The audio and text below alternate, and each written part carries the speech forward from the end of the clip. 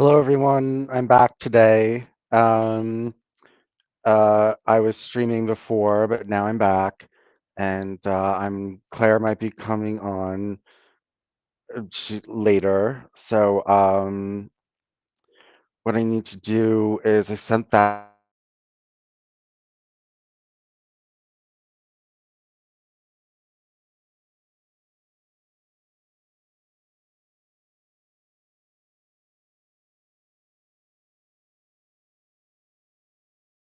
Hello, hello. Okay. Um, so I sent the link to Claire. Now I gotta find. So anyway, as I do at the beginning of every single show, I'm on shadow ban on YouTube. You cannot go to my channel and find my videos, and you cannot search me. So what I have done is I've created a place where you can find all my videos. It's vincentbrunoshadowban.blogspot.com. It's there at the bottom of the screen, and it is in the description box. Um,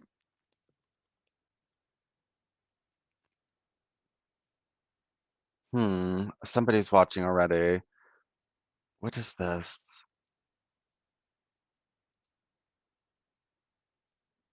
What is this?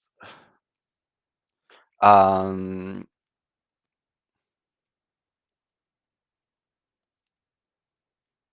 Hold on, I'm just getting the YouTube video to share with Claire so she can share because she has a wider audience than I do.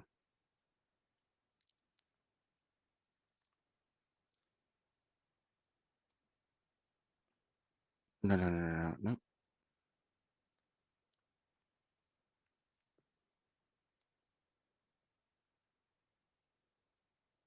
Hold on, I have it.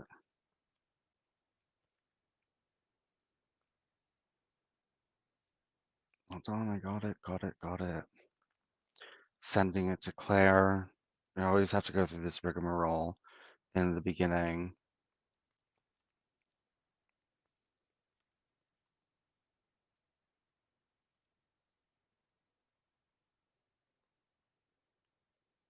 Just sending the link to Claire.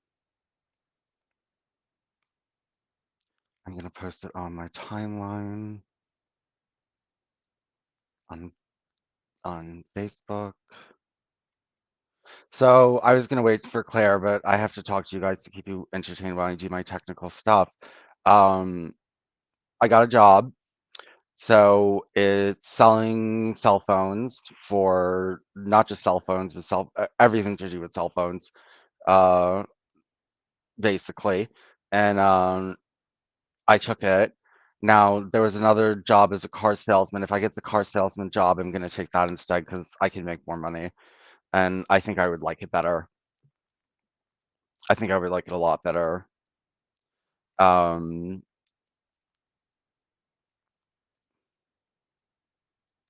Hold on, let me just put this on my blog, so because if I don't, I'm gonna forget.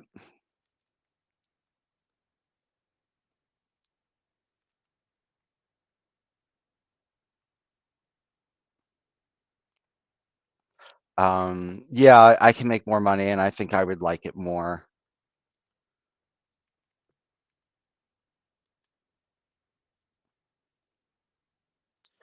I think I would like it more, like the environment more. It's not corporate, not corporatish, or not a corporate feeling. This other people are corporate feeling. The pay is okay. At least I get a good base pay. At the car dealer, I get a really bad pay. I couldn't live on it. Um, so I definitely need to say at this place, my base pay, I could barely live on it. Anyway, so now that we're waiting for Claire to come, um,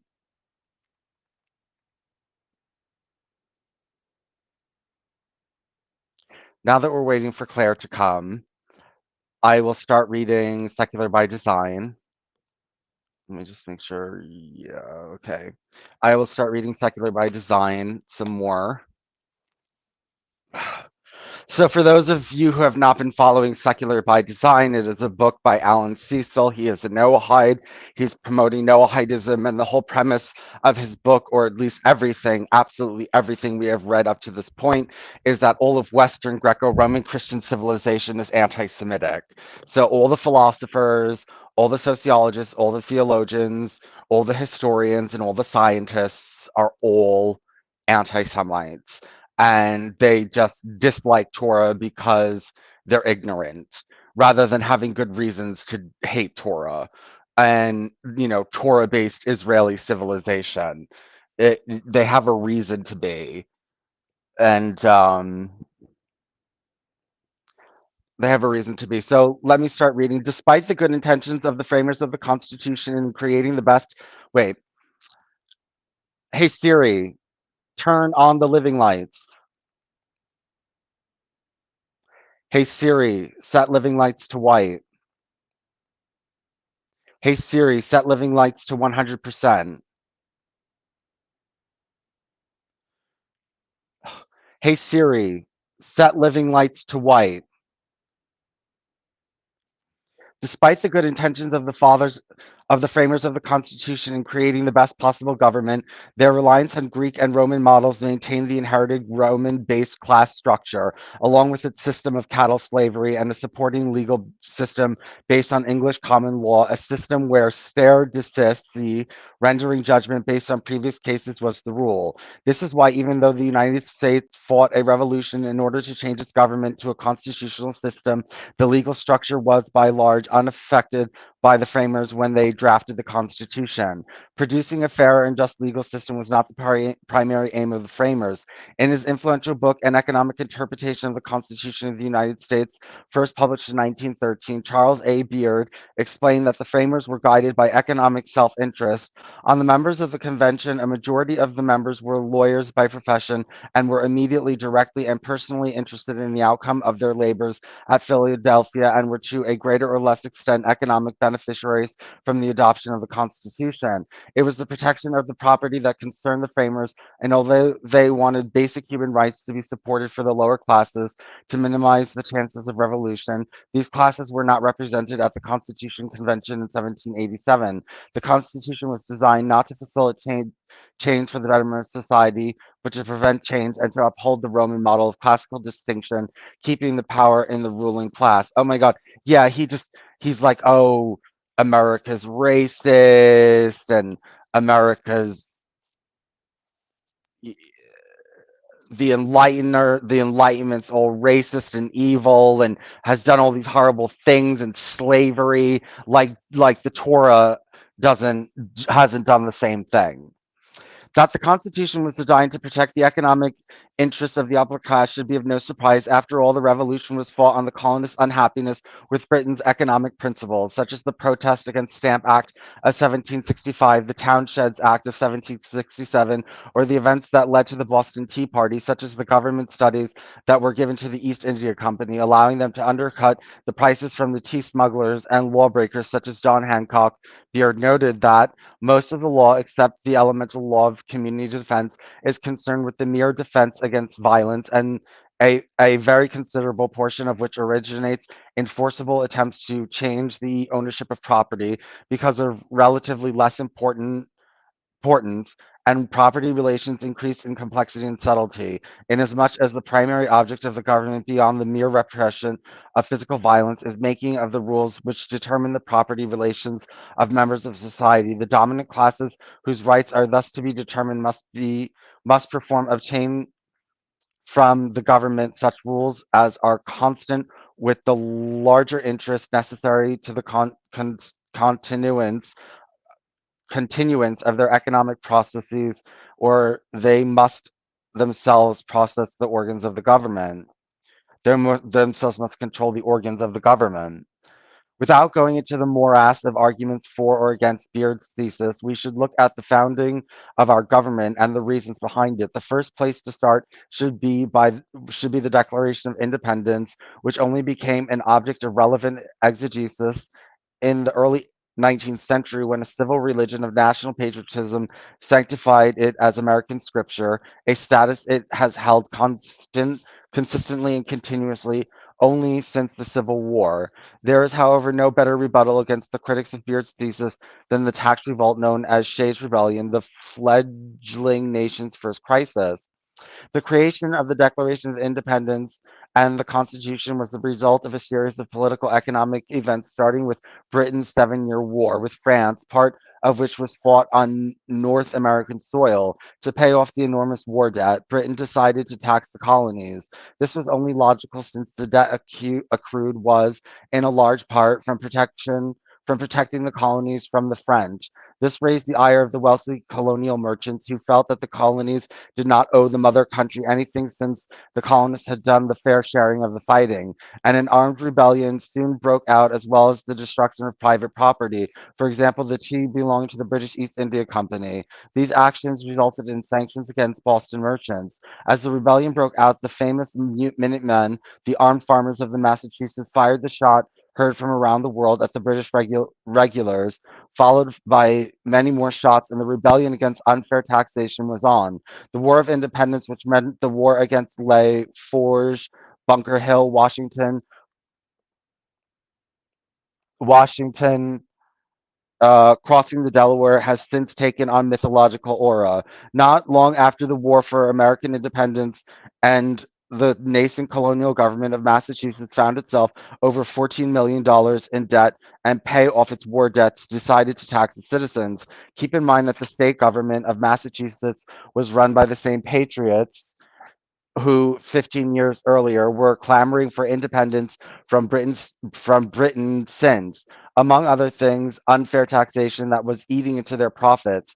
Yet the state extraction took the form of direct taxes on property and tolls, which placed a disproportionate burden on farmers with small holdings. Duties were imposed on on land regardless of its value, and almost 40% of tax revenue came from a head tax with equal amounts due to the rich and poor. The farmers were being squeezed by the same men who incited them to the rebellion with words like liberty, freedom, and ironically, no taxation without representation. Their livestock was taken from them, then their farms, and not a few faced debtors' prison. These farmers felt that they had done their share for the new nation by fighting the British, and they had plenty of experience in dealing with governments trying to impose unfair taxation upon them. And they also knew how to rectify the situation, led by Daniel Shea, a veteran of battles such as Bunker Hill and Ticonderoga. The farmers once again took up arms and started to rebel against unfair taxation to repay the Massachusetts war debt, and their main objection was to take over the courthouse across the state in order to halt the legal proceedings against them. When well-known patriots such as Samuel Adams condemned the rebellion and called for Shays and the other rebels to be caught and hung, shades of King George III, Governor Bowdoin realized something had to be done, but since the state was out of money and Articles of Confederation had no provisions to deal with such contingency. The government turned to wealthy men from the Boston area who contributed the necessary funds. On January 25th, 1787, the rebels attacked the federal arsenal in Springfield, where they were repelled by troops suffering for fatalities. The largest military action of Shays' rebellion occurred 1 week later at Petersham and involved 1,900 rebels, that 3,000 troops. The rebels fled and 150 were arrested. From March until June, collective actions became more scattered. The rebellion ended by June, broken primarily by force. The question begging to be asked is, why was Shays' rebellion against unfair taxation any less moral than the reason that the wealthy merchants fought England, unless it was simply a matter of protecting the economic interests of the wealthy and upper class of the colonies? Although not the primary cause of the American aristocracy wanting a stronger central government, Shays' rebellion was certainly a contributing factor. Yeah, right. It was, it's the American Revolution was all about classism and class control, and he just paints America in the most negative way. What the ruling class of Massachusetts wanted was a federal army to put down any sort of interstate rebellion that threatened their power and economic security. It was that the leaders of the new nation, its merchants, lawyers, business, landowners, decided to meet one more time. In May of 1787, they headed to Philadelphia to create a new government, not a government by the people for the not a government by the people for the people, but an immovable and inflexible system that ensured the status quo hold on power, a system resistant to sudden change by the tyranny of the majority. For example, the poor, yet pliable in the hands of power elite, the ruling class who were able to change the law at their will and pass legislation which would benefit their economic interests. A semblance of democracy was put in place so that the unwashed masses, the bewildered herd, could vote and elect the interchangeable cogs of government, the politicians, but the structural system of the government, and more importantly, the existing legal system, would be unaltered. In this respect, the framers succeeded in establishing government that was nearly impervious to change from the lower classes. This is like, you can see that he's promoting the Noahide laws and he's calling our legal system implacable or impervious, yeah, implacable. The Noahide laws are implacable.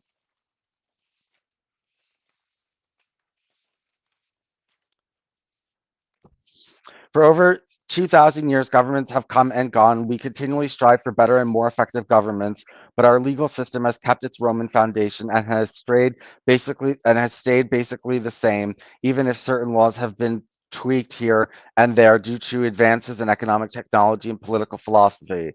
The Greek and Roman models of government and class structure was best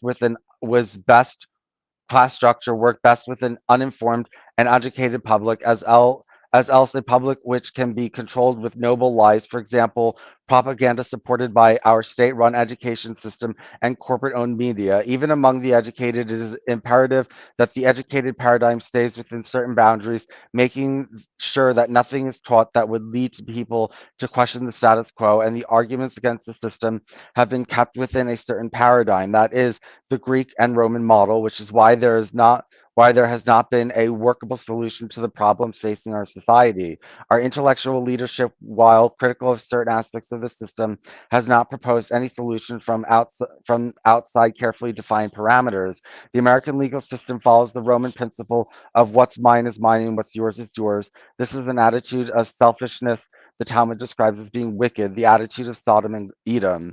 Practically every major government today has been affected by the Greek Roman system of law, where it is democratic, Marxist, or Islamic. Having a court system based on the legal structure is not a system of courts of justice as the Torah dictates, to neither discriminate against the poor as in our capitalist system, nor to discriminate against those who are successful in business as does communism. What is important to understand about the Constitution was that it was simply an outline for government. It did not change the underlying legal system of our society. The local courts did not cease, for people still committed crimes and went to trial, and people still did businesses. The laws for theft, property, and murder did not fundamentally change. It was simply an establishment of government by the power elites, those who made the rules. The colonial rebellion, which flared into a civil war, became revolutionary in character with the drafting of the Article of Confederation and the Constitution. This was a decisively new form of government, a government which was banned on a social contract. There is no denying that at the time the Constitution was a milestone in human government. There's also no denying that the Constitution neither altered the existing structure of the government nor the legal system of Roman influenced English common law, and that the Constitution has become an antiquated political relic unsuited to the needs of the people it holds under its sway. The Constitution of the United States, the oldest working constitution in the world, has risen to near scriptural status and reverence among Americans, inerrant and above reproach. It was written during the days of the Holy Roman Empire, when Kaisers and Tsars ruled, when only white men could vote, and African Americans were considered to be only three-fifths human. The problem with the Constitution lies not with any single clause or paragraph, but rather with the concept of balance and immutability, indeed, with the very idea of holy, all-powerful constitution. The Constitution is a sparse and imperfect document designed primarily for the organization of government. The great bulk of our case law was inherited from the British courts, in which Roman law played a significant part. As we have noticed, there was a great difference between Roman law and Talmudic law. When the Constitution became our framework for the government, it was immediately yoked to the existing system of English common law. That was the basis of the legal system in the colonies. Instead of changing the law, the framers developed a government that would fuse itself to the existing common law and to be bound up with it, a government that would be impervious to change by what John Adams called the rabble. The ancient Constitution of England, on the other hand, has never been written down. It consisted of oral traditions that had been handed down throughout the generation, and these oral traditions were inherited by the government states as well as their Roman influenced system of lawyers. And both these institutions have influenced our government from the very beginning. How odd that our nation, looked upon in modern times by the rest of Western nations as being the most fundamentally Christian, is so firmly entrenched upon a written law and its system of lawyers. It is as if the lessons of the church about the oral law, Pharisees, and the Jewish lawyers had been criticized from the beginning of Christianity had been forgotten. Yet the idea from men such as Henry Bolingbroke, whose rejection of human sovereignty and his neo-medieval concept of law as something over and above society, which society was eternally required to obey, became the cornerstone of the American theory of government, was the right idea. They simply used the wrong source for the law, rejecting the Torah for Greek and Roman system.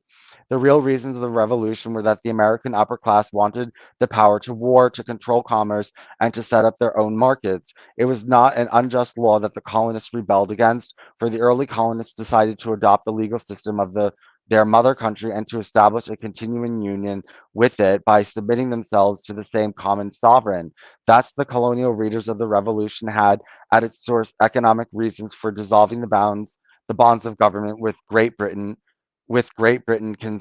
can be seen in the previous declaration written 2 years earlier.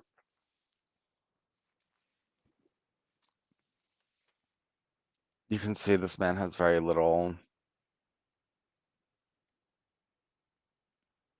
respect for the Constitution.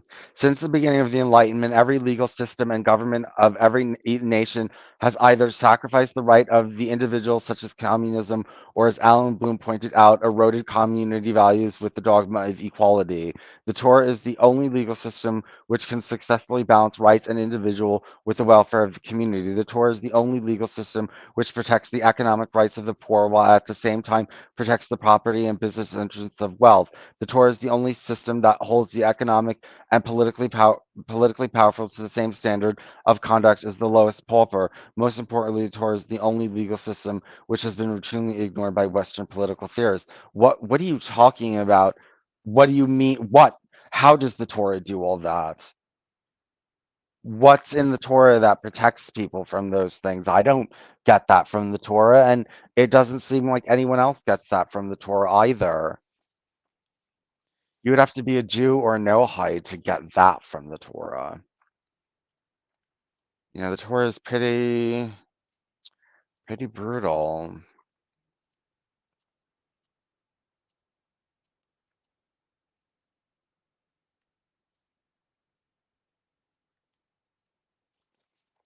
Pretty brutal. Well, reading this on air has been helping me to at least get it done.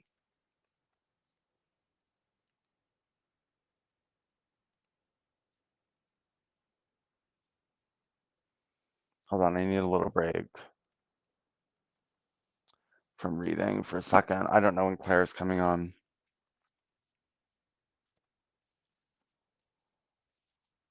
Yeah, like I said, after this, I'm reading the Quran with Claire just to get it off my back so she can't say I didn't read it.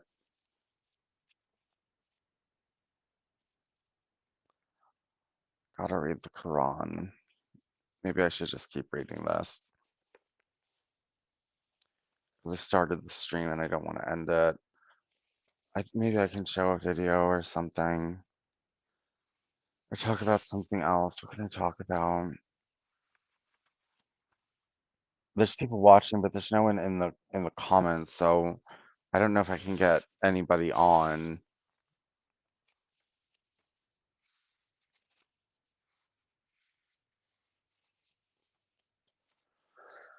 Okay, so so a quote from Rabbi Samson Raphael Hirsch: "Bring forth for yourselves, for example, choose and out of your midst name to me men who know the given laws, who have the ability to draw the right conclusion and decisions from the facts given to them in the case before them, whose characters are known to you."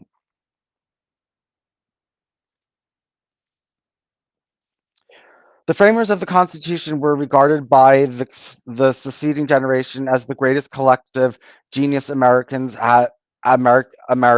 has produced, and for generations, the Supreme Court has often been guided by the intent of the framers in deciding legal cases. The framers, as we have seen, were schooled in Greek and Roman thought, which for the Noahide leads to a conflict of interest. Should we decide law by the rules of Rome or the philosophy of Greece or by the Torah? In the Constitution is only a framework and an incomplete framework at that for federal government, and there are two major problems with the Constitution that exacerbate the problem of justice and which are beyond repair. One was that our Constitution was permanently linked to an existing common law, which was inherited from Britain and descended from Roman law.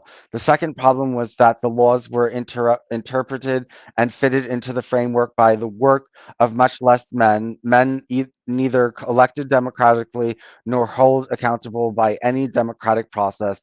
We also must remember that the main body of the common law inherited from Britain remained in place with only a handful of rights, albeit important rights, to be sure, elaborated by the first 10 amendments, which put certain limits on the pre-existing law. This law is linked to the Constitution, which is considered fundamental and permanent law. Here is where the debate between the two schools of thought, legal relative realism versus legal formalism, as portrayed by Paul Eidelberg, comes into focus.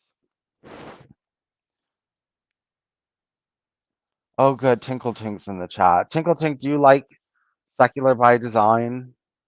Have you been listening? You've been listening to Secular by Design. I I'm a little bit surprised I've gotten this far. I mean, I'm not exactly riveted. Well, I'm annoyed by the book, but it's educational. I'm annoyed by his position, but he's just so anti-Western. It's good.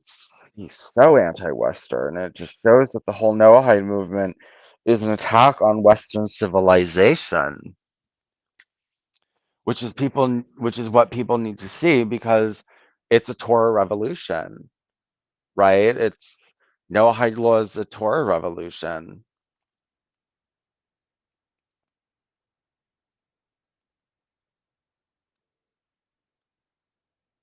Yeah, yeah. I mean, it's a whole new perspective. And, he's saying that everything in the Enlightenment, which is everything good in the world, is the problem. And that they just hate Torah. Well, Torah is backward and stupid and useless. That's why, so he complains about the scientists, he complains about the philosophers, he complains about the historians, he complains about the sociologists, and he complains about the theologians, and because they're all anti-Semitic, because they all have negative things to say about the Torah. And there's really good reasons to say negative things about the Torah. I hate the Torah for really good reasons. Philosophers hate the Torah for really good reasons. There's a reason why it's not popular. And he just wants to blame it all on anti-Semitism, right? Blame it all on anti-Semitism. Every last bit of it.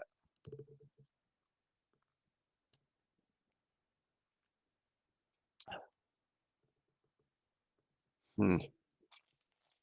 We're all just a bunch of anti-Semites. Oh well, I should take a break from reading. I actually would like Claire to come on. Maybe I should have waited till she was available because I was on here reading before. Now I'm a little bit tired. Um,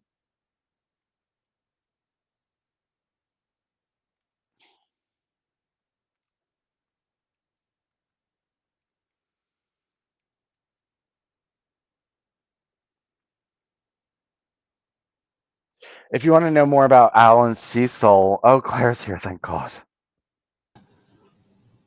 Hello. Hello? Yes, I am here. I am your, I don't know, genie or something. You summoned, Yes. Well, thank you goodness rubbed the lamp, and here I am. because I was reading Secular by Design, but then I got tired and I had nothing else to talk about. And I don't know if you And were then you listening. complain about him. But, I mean, I don't think it's necessarily. Okay, I mean, obviously, he would deny the truth of Christianity, but then Christianity also contains a Torah. So I guess he would deny um, the Trinity because of its idolatry. And if he complains about Greco Roman civilization, it would be because of its idolatry. I don't think you quite get that, or maybe you No, don't care. it's more he's going deeper than just idolatry. There's a lot. He's talking about the law and the culture and there's idolatry. I know. I guess it's idolatrous culture, but um, he's getting really deep about it. Well, I mean, the difference between idolatry and following the Book of Rules is, well, how well you follow, whatever it was that made your civilization successful. Do you see? I mean, if you're going to take the whole idea of idolatry seriously, then you'll think, well, the Abrahamic God who created the universe disapproves of it. And therefore, all other religions that don't come from him are idolatry. And the only religions that are arguably from him would be the religions that um, claim to have revealed scripture. And they are, well, the Torah and the Quran. I mean, it's basically that point. And then we can ask ourselves, well, what's the difference? And, whatever. But I think it's really interesting that, um, Jews and Christians have the same book, but they have a completely different interpretation of the Torah. And in the interval between the last time we spoke is, well, I was talking to somebody on Twitter who's a Christian, and she gave me a list of verses, and I thought it might be fun for us to go through the verses she quoted me, and maybe as a Jehovah's Witness, you can help me understand what she might mean. Who's quoted scripture?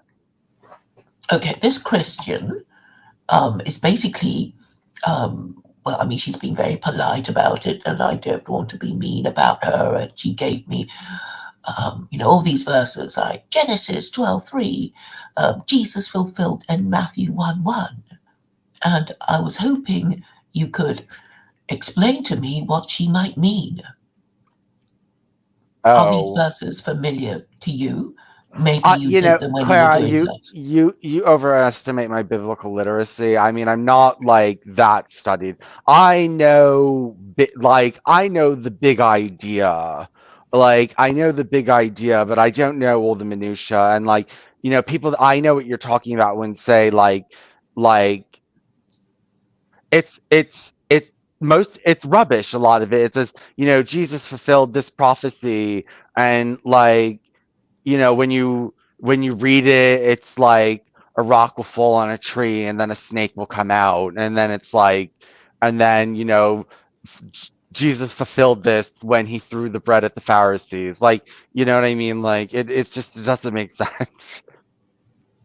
Okay, so but I mean the way they quote their verses. I mean, she gave me a whole list, and And okay, so you wouldn't want to go through them and just to maybe kind of see it from the Christian point of view. We don't want to be I don't know, only if it amuses you, I suppose. Well, yeah, you can. What do you want me to do? Look at them? Yeah, and I'll give you the tweet which has all the verses that she quoted to me, and and okay, so she quoted Isaiah, and I thought, and then I looked it up, and it said will, so it's a prediction. So how can you, base your entire belief on somebody making a prediction? Isn't it crazy? Like, Isaiah 42:13, and I read it, and all it says is, God will do this and do whatever. Well, Like, I the saw the Lord will. convincing. They showed this one guy showed me. I don't know. He showed me that some man would come who they would call Almighty God, and then he was like saying, then he showed this other thing that he will be like rebuked and all go through all these trials and all this other kind of stuff. But I don't even, I have to look into that deeper. I don't even know if they're talking about the Messiah in those scriptures. You know what I mean? Are they talking about the Messiah or what? Well, yeah, that's the thing, and it's just like stretching the whole thing, and think, well, why would you even make such a tenuous connection between all of it? So basically, she was saying, some Old Testament verse is fulfilled in some New Testament verse, right? They always do Yeah. that, and then you think, well, the Jews don't agree, and it's their book. I mean, how dare you say, okay, so the first one is Genesis 12:3, Jesus fulfilled in Matthew 1:1.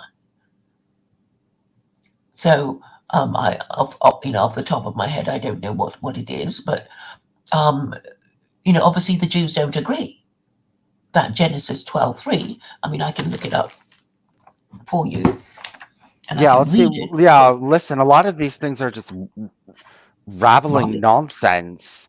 Yeah. And it's stretching the interpretation, um, stretching the whole thing. Yeah, So stretching everything. and it's so and you think it's just crazy anyway to believe in a prediction, because it's as stupid as, well, somebody telling you a fairy story and then somebody else telling you another fairy story, and you're expected to choose between the one you want. And it's like, well, that's a really stupid way of deciding, how to act on the basis of which, fairy story you believe in, you know? It's sort of like, I mean, it would be more logical if somebody said, well, we should do X because of A, B, and C. I mean, that would be a more rational way of, deciding whether X is a good idea to do, right? Yeah. And so all these Christians are already fundamentally irrational when they choose to believe a prediction, and it's like, well, okay, so you're supposed to believe Jesus is the Messiah, and he appeared, and then he was executed, and just because he was executed, well, he's going to come again, and then they kind of mix it up with the Jewish prediction, because they have a Messiah, and they're expecting him, and they didn't think Jesus was their Messiah, so they're expecting another guy. And then the Christians just sort of mix it all up and say, well, this this Messiah that the Jews are expecting, well, he's Jesus, and I bet the Jews are, well, I bet they're completely, well, yes, I know they're annoyed about it. So, okay, so 12:3, I will bless those who bless you, and whoever curses you, I will curse, and all peoples on earth will be blessed through you.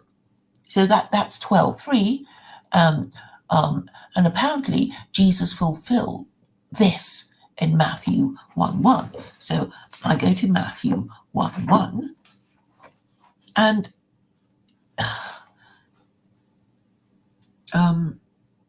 what does it say?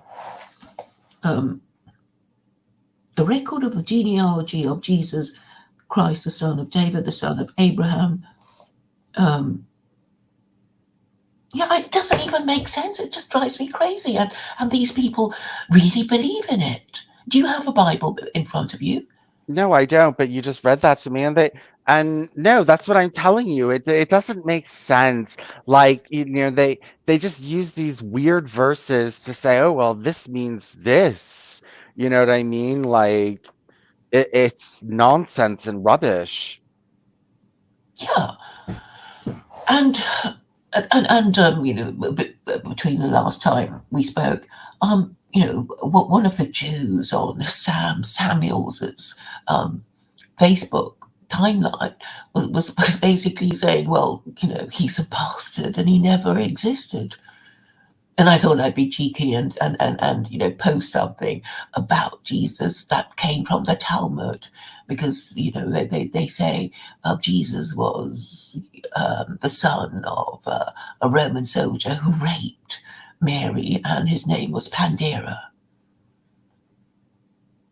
But well, you can imagine Sam's friends just hating the idea. But in a way, I can understand why Jews might be, so infuriated by how Gentiles basically took their story and distorted it, and then had the temerity to say, well, this verse in your holy book really means this thing in our holy book.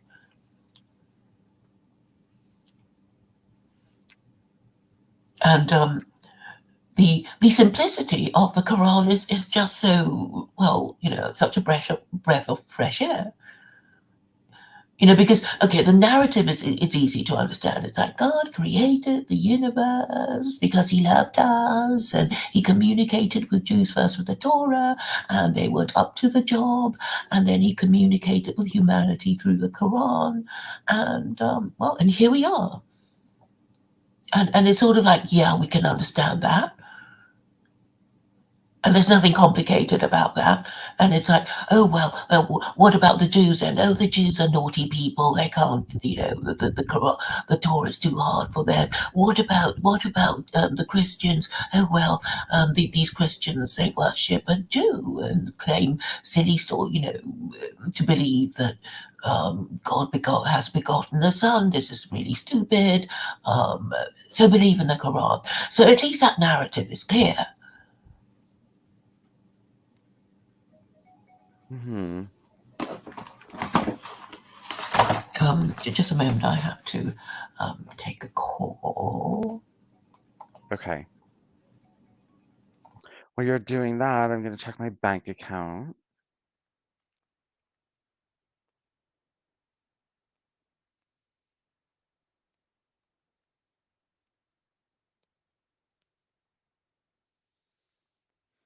Let's see if my bank account, if I got my check and my unemployment.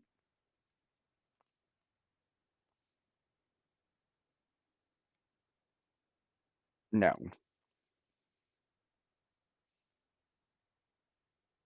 No, I did not.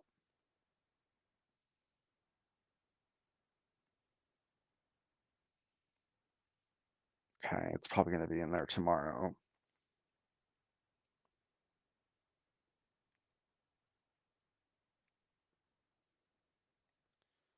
And I can see this.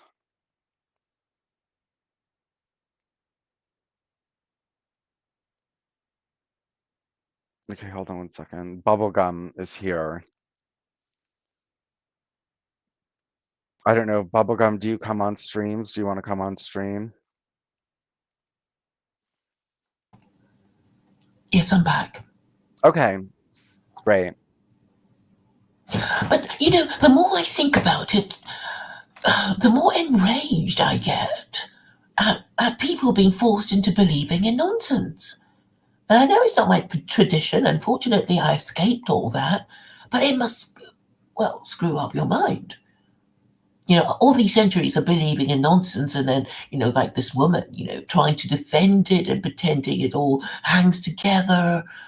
And, well, I don't know. It sort of, it, do you know when you sort of feel a bit disgusted by some idea? Like, it must be really horrible to be made to believe something that is obviously nonsensical. And then, you know, being threatened with death if you don't. I mean, it's not just, during your lifetime, it's for generation after generation after generation after generation.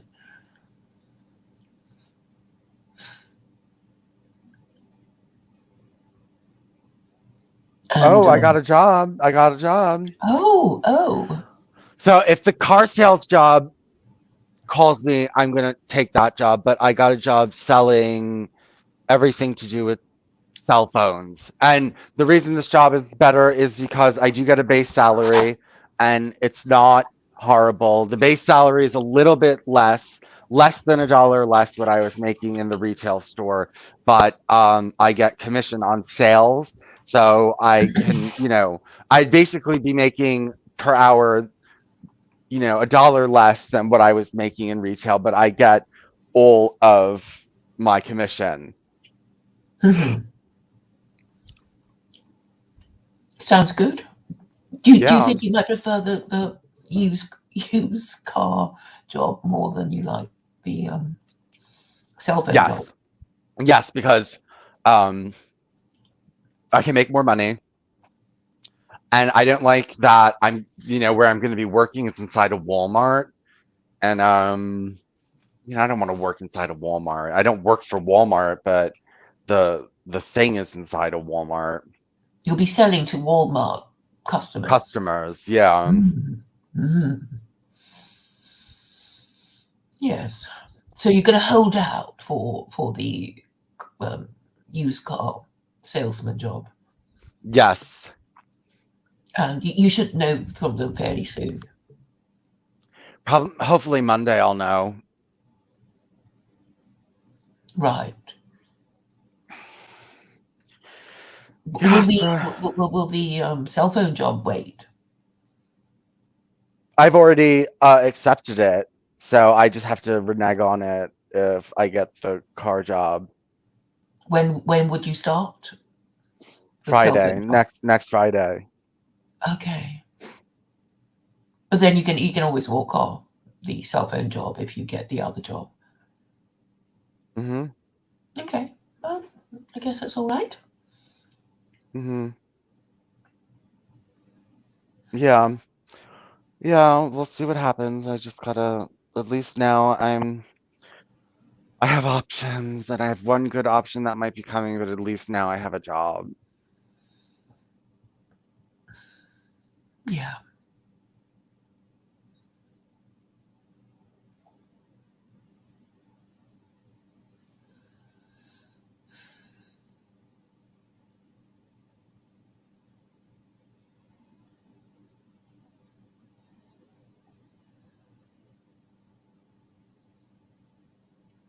Um, yeah, I'm excited. I want to get into sales. I want to do something different. I've never done sales and I never wanted to do them, but now I'm just so sick of everything that I've done. I'm like, fine, let me try sales. Like, now I'm willing to do anything, but at least if it's something different and there's actually the possibility that I might like it because I know I'm not going to like being in an office or anywhere like that or anything like that. Ugh, Hmm. I'm going to be much better at sales. I think so. I mean, I immediately saw you doing sales. I think people can see you doing that. Let's see what the chat says. What are they saying? Oh, I'm just having a look. It's just bubblegum gun saying woo. yeah, I know there's not a lot of people watching, Three people. but Oh, Well, congratulations. Hope it thank goes you. well. Ow. Yes, thank you. Is your back hurting? Yes, my back is hurting. Oh, I already told you that it was my back? Well, you said that your back was hurting, and I asked you how, if you, well, sometimes your back just hurts and then it gets better, doesn't it? Yeah.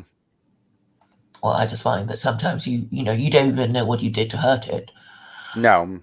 and then it gets better.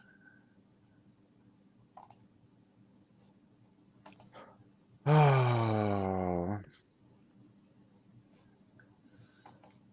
Um, yeah, so once I'm working, I won't be able to stream like this as much, but maybe I'll do it once in the morning every day to read Secular by Design, or when I'm done reading by Secular by Design, oh God, Claire, before I read the Quran, I have to finish Michael Dallin. No, You can never mind. alternate, Yeah, because I think it would be just to give your listeners a bit of variety. What if they can't stand, one of them and you just keep giving it to them? So I think you should rotate. yeah, sure. We'll start reading the Quran. And no, I just got to read Michael Dallin myself to get the quotes out of it. It's like shock material. He's just one of these Jews that has no self-awareness and how he comes off, and the things that he says are just fucked up. And Like what? Like what? um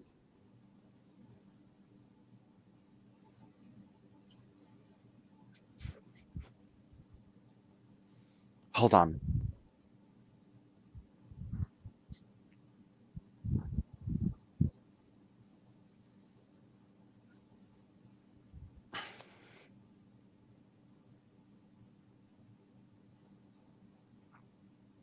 Let me give you a list.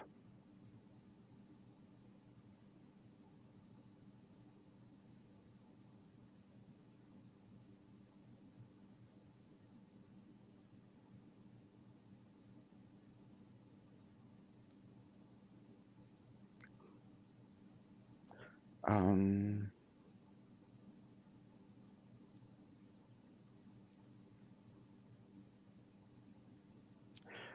all right, so he said, all right, well, everyone's saying this. He said the American founding fathers were learned in Noahide law.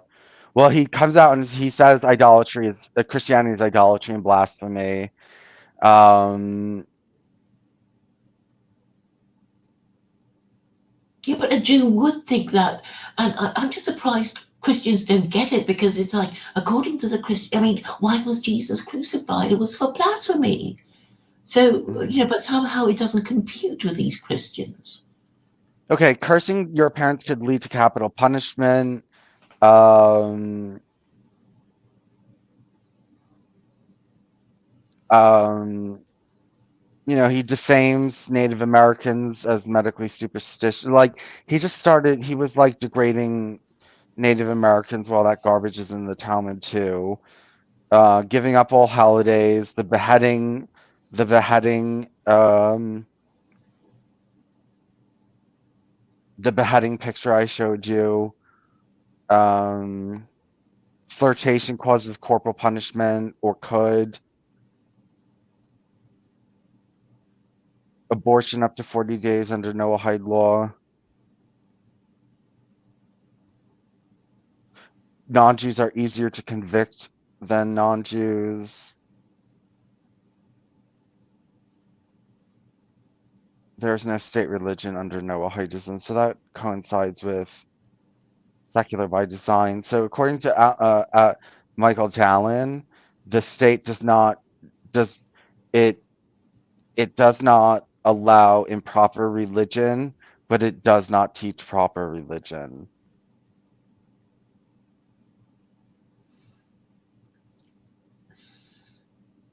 Well, I suppose this would kind of make sense if, um, Jews were in Israel, there were Gentiles living there, and, um, they were not allowed to have their own religion. living in No, no, no, no, Israel. no. This is outside of Israel because Israel does have a state religion. Yeah, so I know, all but the this is a Noahide state. Under a Noahide state, there is no state religion. but have they ever administered, a Gentile state? Who cares? This is, I'm just saying what the law says. This is when it does happen, there's going to be no state religion. Oh, I mean, no Gentile's ever going to put up with that. Saying, No, no state religion. People don't mind if you have no state religion. but in a way, it is a state religion because basically, you are telling people what to believe. No, not you're not telling them what to believe. You're just telling them what they can't do physically. They can believe whatever they want. They just can't physically worship an idol. Or blaspheme against God. But the reasoning behind these prohibitions is that Jews want Gentiles to worship the same God as they do, right? I mean, if you think about it a bit more, that's the reason. I mean, Jews say, well, we were made God's chosen people. We're supposed to tell Gentiles about the Noahide laws and tell them what they're supposed to do. And it is about beliefs. Yes, yes. I mean, do I agree with you? Yes, but from a Noahide perspective, they argue against that and they say they are not a religion, and they say they are just adamant that they're not a religion.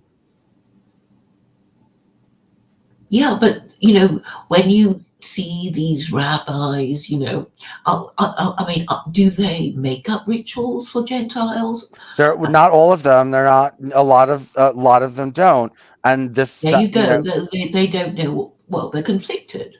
well, the like David Dryden and all that. I mean, they're not into any of that kind of nonsense. They're not into any kind of um, Making you up know, religion for Gentiles because the thing is they're wasting their time because the Gentiles going to reject them anyway, and the Muslims will say, "Hey, there's no need for you to do any of that because you've already got Islam." okay, but there's a big difference between Noahidism and Islam. Number one, Islam permits idolatry, so you have that, or at least to some degree permits idolatry. It's partially tolerant to idolatry. Um, um, so there's that Yeah, it has difference. to be. But there, well, okay, but Noahidism isn't. And also, Islam is an economic system where the Noahide laws don't tell you how to regulate your economy.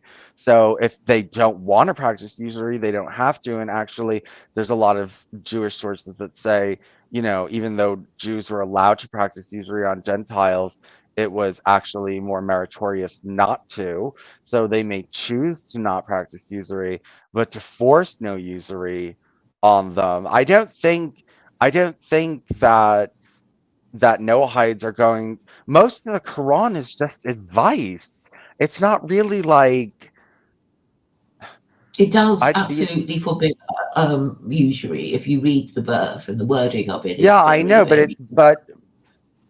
I mean, there's very little in it that can be, turned into law, except for marital law and inheritance law. Anything that's technical that has, but everything that's just advice, you have to throw out the window.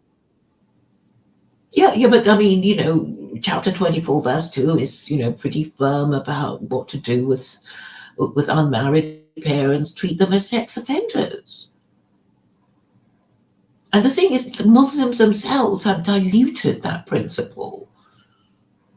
So, everybody's kind of salami sliced away their principles and they just need to get back to basics before, because when they do, when they realize the full reality of what the Holy Book says, then they can make the rational decision. Because, I don't know what goes on in the minds of Jews. It's like, well, on the one hand, in a way they're kind of like Christians. Like, well, if you ask Christians, they would know about the Ten Commandments forbidding idolatry. And then if you ask Jews about the 36 capital offenses, they would say, yes, all these things mean death to us. And it's like, yes, and you don't want that to happen to you, do you? I mean, and you all also say that if you're not punished for these capital crimes in your Jewish lifetime, you're going to get it in the neck later in the afterlife. And they themselves have said this. So they really are in a state of doublethink. It's like saying, I'm up and down at the same time. I'm cold and hot at the same time. I'm wet and dry at the same time. And they've been doing this for centuries.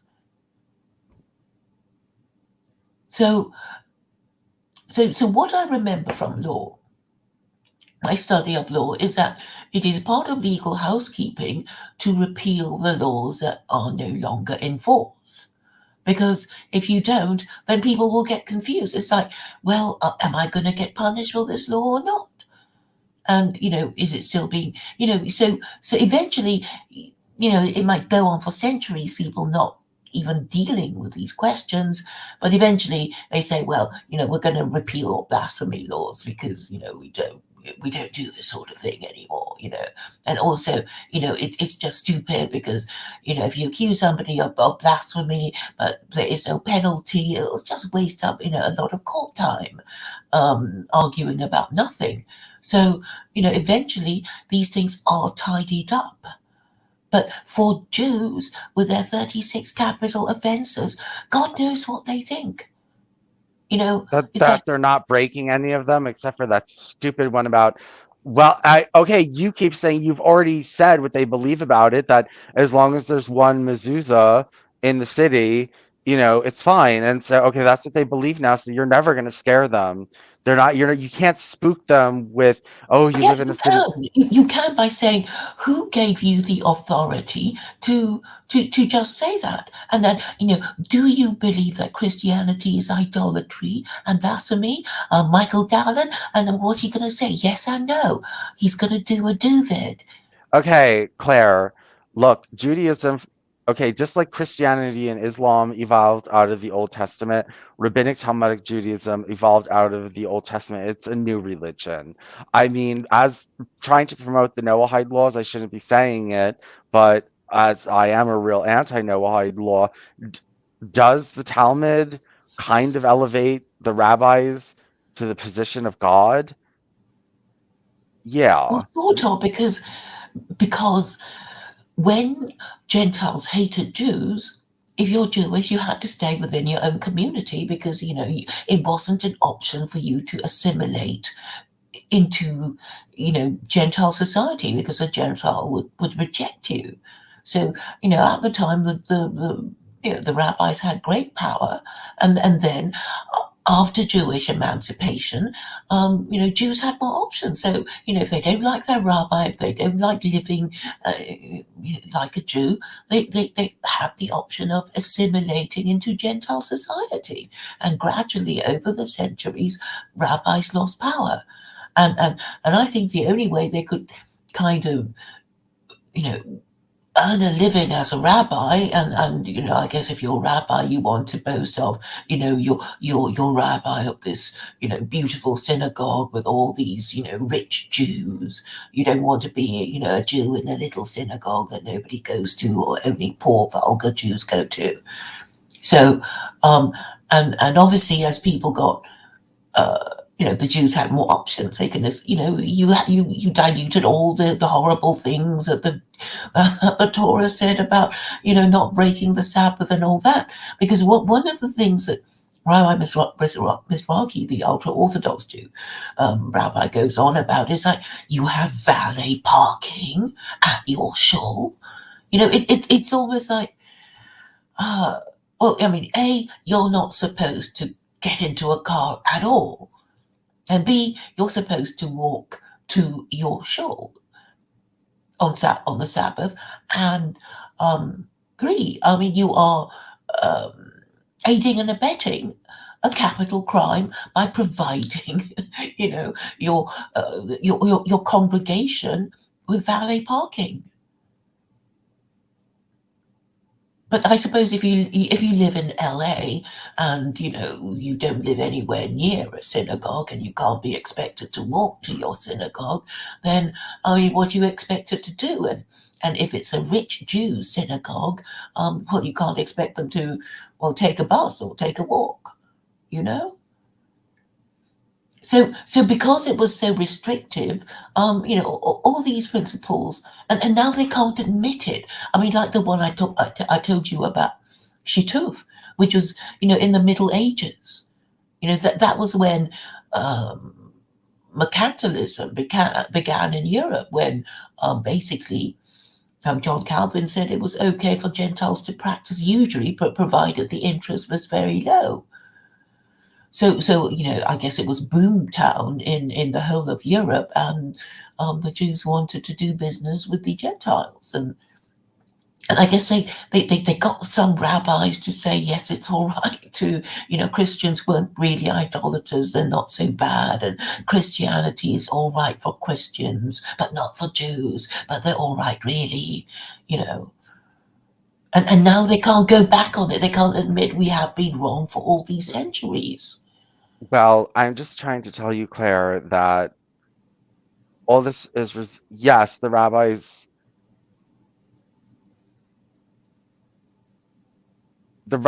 are like God, and you already believe they're God yourself, Claire, because you know very well that the Noahide laws do not come from the Old Testament, but are just made up by rabbis that you are so desperately seeking its approval. I mean, you're not even looking for approval from the Torah, which would make more sense. And then you could say you believe the God of Israel is God, and you believe about being in compliance with Torah, but you want the Jewish people, not the God of the Jewish people, the rabbis, to give their blessing to your secular Koranism because you hold it in such high esteem. No, because okay, the no-hide laws are framed in such a way to be as universal and inoffensive to as many people as possible. So if you think of, okay, there's seven of them and five of them, I think any reasonable person would agree with. So idolatry and blasphemy would, have a problem with, people who are, agnostic and atheist. But then you have this Alan Cecil who says secular, the no hide laws are secular by design. Is that what his thesis is? I don't know from this book, but on his blog, yes. Okay, I'm saying you can't use the no hide laws like that. The real purpose of the no hide laws is to rank the four Gentile religions, and they refuse to do it because No, okay, yeah, I know why they refuse to do it. even if they did, you know, even if they did, it's still an F. Why would you're telling? Okay, that's like telling like a corporation to hire someone who got an F because they got a higher F than anyone else instead of sitting around and waiting for an employee who got an A. No, I don't think your analogy holds. I mean, the fact Yes, is, it obviously does. no, it doesn't. Because Islam is around. It's been around for 1400 years. Um, it's the only religion that claims to be the word of God. And also the Quran refers repeatedly to, I mean, there's a whole chapter on Mary. It talks about Jesus and what really happened to him. It talks about all the prophets of the Jews. It basically retells the stories of the Old Testament, and it's clearly saying, well, we've superseded you, you know, Judaism and Christianity, because that is the purpose of the Quran. It's saying, well, with the Quran is basically all the good bits of the Old and New Testament with added, good bits, with added good bits. And that is the narrative of the Quran. And and then the idea of, well, yes, God's gave the Torah to Moses, but it was only, well, a first edition, but the Quran, it's a final edition. So it has the final stamp of authority. It's the corrected version, or the more correct one. And then you compare the punishments. So, obviously the punishments are much worse in the Torah. And if the Jews were thinking as if they believed in God and in the afterlife, and fearful of God and fearful of his punishment, that they'd have to escape his punishment by converting to Islam, where they get a much nicer heaven. But they don't. And then you can accuse them. You can accuse them of being atheists. You only pretend to be Jewish. Your religion is only a lifetime religion. Obviously you don't care about, what's going to happen to you in the afterlife, because you don't really believe that God exists to punish you. And why should we believe in the words of a bunch of hypocrites and Christians? Well, they're exactly like that. You know, if Christians already know that idolatry and blasphemy carry the death penalty, and then you tell Christians that they are guilty of idolatry and blasphemy, and they just shrug their shoulders and they don't care, it means that they are atheists too. So they're just hypocrites pretending to believe in God or Jesus, and they can be discredited. So I don't need to frighten them into okay, they're already atheists, and their atheism, the evidence of their atheism will point to their hypocrisy, and if they're hypocrisy, then, well, you don't have to believe anything they say. And this is how Muslims win the argument, and they have no answer. And I think it will be fun to keep pointing it out. And eventually, I know that Muslims are a bit slow, but I think eventually they will get it too, and they will be making the same points, en masse. But obviously, it would help if you make the points too, and you will have fun. You will have fun with all these rabbis and Christians who don't really get it. Are there any? Tinkleting Sorry. says, Tinkleting says, has anybody seen drag queen Britta Filters sing in the church? Eye opening. That's sweet that Oh, they have yeah. drag queen. Oh, there was a bill in Tennessee they're trying to pass where it would make drag and in public and in front of children illegal. Public drag is illegal. Hmm. Hmm. It's so crazy. But I'm saying it's very easy to expose a hypocrisy. And even if they say, oh, we're not scared, we don't, because that's like, yeah, you're not scared because you don't believe in God anyway. So, They're not scared uh, because they believe they are God. yeah.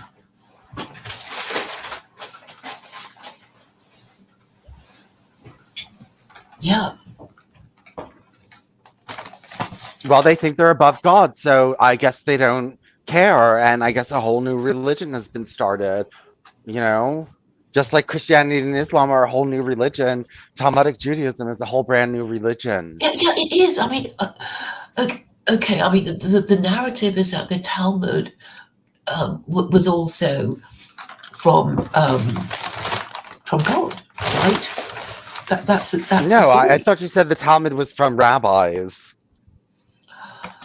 I mean, I read this thing out to you, and it was saying that the Talmud was officially considered the oral Torah, right? That's what they call it. Yes, yes. And so it's a Mhm. new religion, so and it has the seven Noahide laws and it has everything you need, so just accept Talmudism. If you can't call it Noahidism, call it Talmudism. What's wrong with Talmudism? Because That has law. Okay, Talmudism has law incorporated into it for Gentiles. So this with Talmudism, you don't need Islam. Why not? Because For it's Jews. no, it has Gentile laws in it, the Noahide laws. But only the no, it's not enough. And you say, you've already said that Jews don't like Gentiles reading it. The Noahide laws are enough, and then you have all of Jewish civil code to copy. So just copy Jewish civil code, and there's your legal system. You know it's not going to happen because the Jews themselves don't use it. Well, they have it all written down, so Yeah, but you know Gentiles won't use it. why? Why would they when they've got their own? This is their own. It's for everyone. But you said that Jews don't like Gentiles reading their Talmud. No, the Jews, the Gentiles are allowed to read Jewish civil code. There's no prohibition against reading Jewish civil code. Vincent, the analogy is that you have you have the opportunity of getting a bespoke suit tailored for you, and you're saying no, I'm going to get some, get a suit from someone who's either much smaller, much big, or much bigger than me, and I'm going to make all the alterations and lengthen or shorten the trousers and sleeves. It's like, why would you do such a thing when you can have a bespoke tailored suit? Doesn't make sense. You know what? You know what? Look, it gets the job done, and it that's about it. It gets the job done. And even if it doesn't claim to be from God, it is a new religion in and of itself. So, you know, I guess just if you believe in that religion, which is a simpler religion than Islam, then, it's a simpler religion than Islam. It No, just, it's not because sometimes you actually need more detail, and I keep telling you again and again there is no merit to being a young religion because you just end up being treated like shit, like Scientologists or Nation of Islam. no, but You know, Noahidism wouldn't be like Scientology or Nation of Islam because nobody's going to think it's some bizarre cult. You know what I mean? It's going to, even no matter how small it is, it's always going to be viewed as mainstream because it's attached to Judaism. you can't find a single decent Noahide who is intellectually respectable. I mean, what John Voight? Well, he's actually on Twitter. I had a look at him. He's obviously not keen to seek engagement.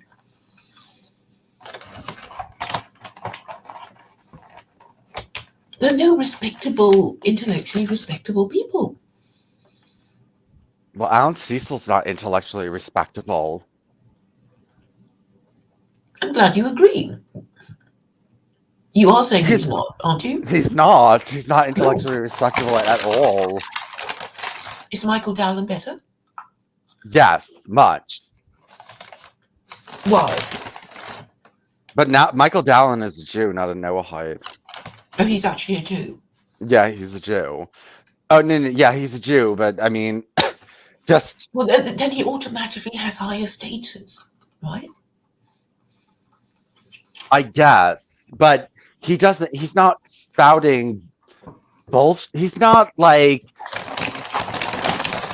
he actually is quoting from Jewish law about the Noahide law, so it's a lot more respectable than just these accusations and attacks against Western civilization rather than, proposing a system, which I guess he's going to get that on the second part. So he needs to destroy the system, before he implants you with Noahidism. But, you know, What do you mean destroy? How is he going to destroy it? intellectually, in his book, he destroys Western no, Greco-Roman Christo culture. Hmm. And, he goes on the attack. So he says it's idolatry, and then what? It's evil? Does he say it's evil? I don't know if he goes so far as to say that, but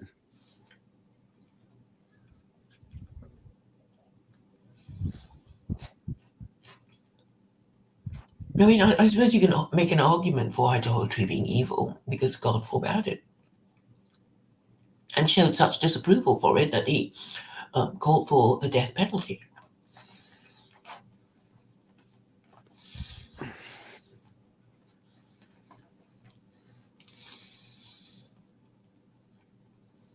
oh God, I'm gonna have to go get a massage for my back. Is it your lower back or? Yeah, it's my lower back on the right-hand side. I have to get a massage for it. Mhm.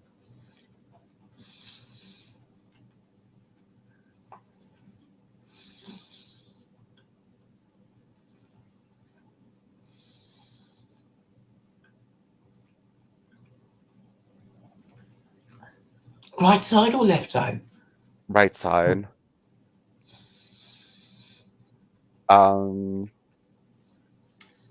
yeah, so next book is the fucking Quran. Which is this is the reason this is going to be annoying is because all those laws, a lot of Islam is Hadithic, isn't it? All the shit that everyone hates about Islam is from the Hadith, right? I'd say so.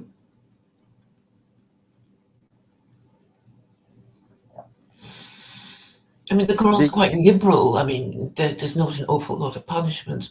I mean, the stoning for adultery is from the Hadith. yeah, we have to get yeah, but this Quran by itself, I don't think it gives enough advice to administer a state. I think it just gives like laws, prohibitions, and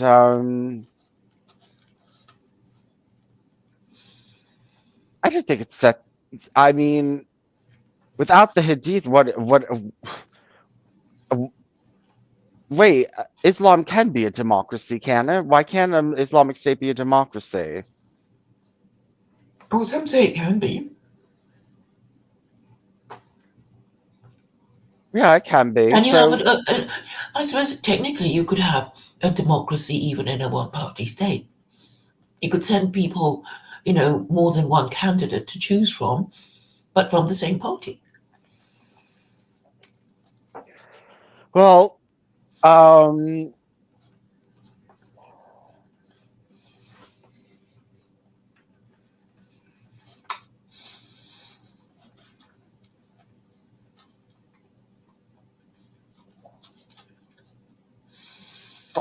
my only problem with it is probably laws regulating gender and social laws that I don't really like. And Such as, well, like you said, it's like having unmarried parents be treated as sex offenders, you hmm know, okay. things like that. But overall, it just sounds like a bunch of good advice. It doesn't really sound like a government system. Without Hadith, there's not a lot of laws there.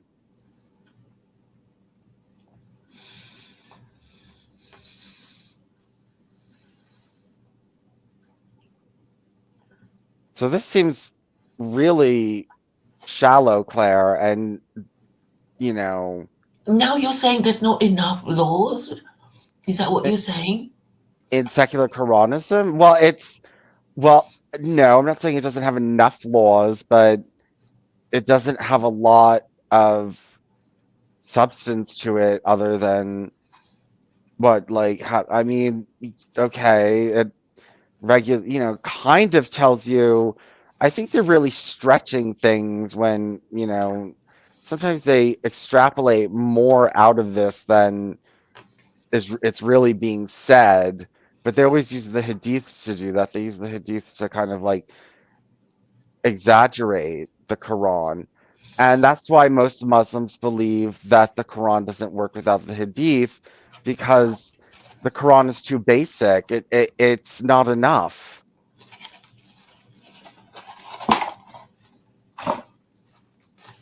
I can see now how the Quran is not enough.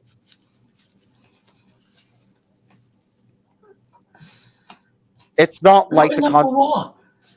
it's not like the Constitution of the United States where it creates a governmental system and tells you how to run it and all this other kind of stuff. It just, gives you a few things that you have to check marks that you have to do, and then you get these check marks and it doesn't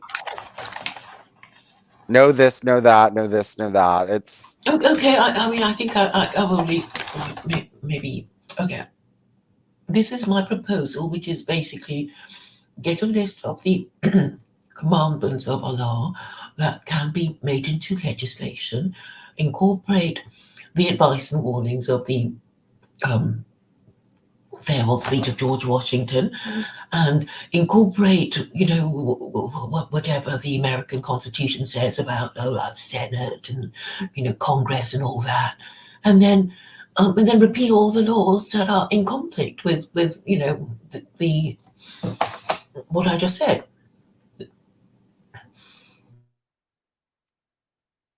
I mean, that would do it. That would be my legislative program.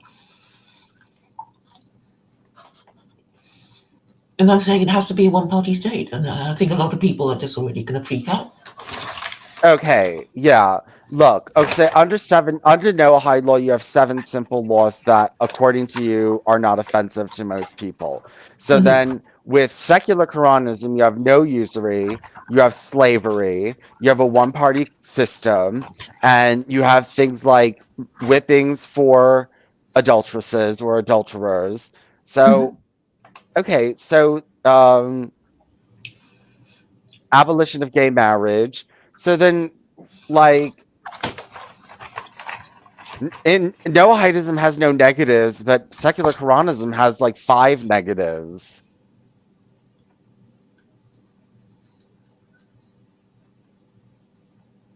There will be people who will love the banning of usury because the people who are over their heads in debt will want to basically default on their debts.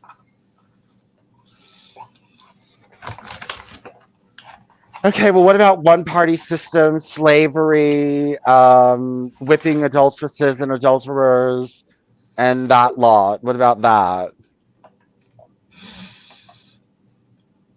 Well, Carol doesn't like it.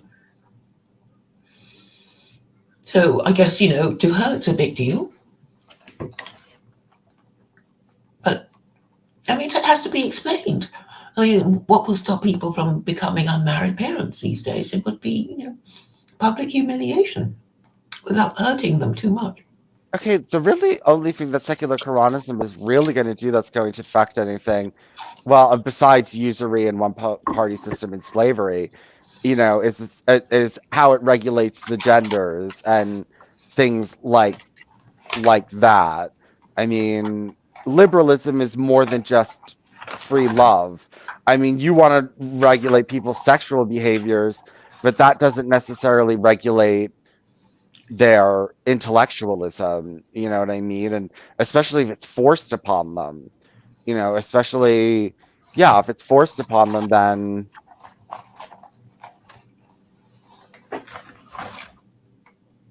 What do you mean about intellectualism? well, you could be intellectually liberal without sleeping with everyone, especially if it's against the law. So if you get against the law to be an adulterer or whatever, and, they might not be doing it because it's against the law and they're scared to do it, but that doesn't mean they're going to be a social conservative and that they might be protesting it and they might have other liberal, ideas. Hmm. But it doesn't matter what system it is, be it Nazism or communism or fascism, you're bound to have a few dissenters and dissidents. But, obviously you need to be, making sure everybody is obeying the rules. I mean, rules are made to be broken.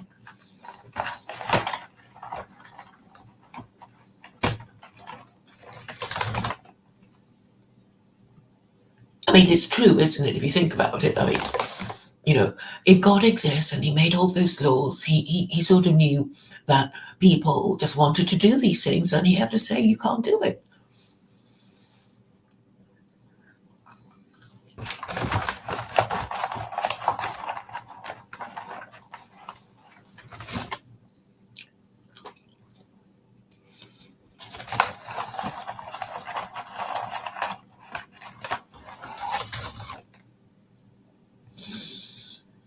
The thing is, I think most people can see the point of these laws.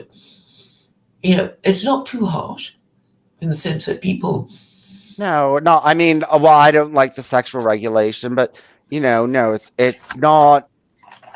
Well, no usury, slavery, one party slave is really kind of fucked up, and What's wrong with that?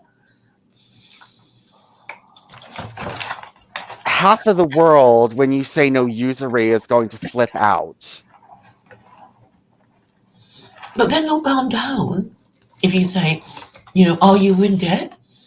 And they'll probably say, yeah, yeah, yeah, yeah, yeah, including all these governments. And then you say, well, you can default on these debts if you already paid back the principal.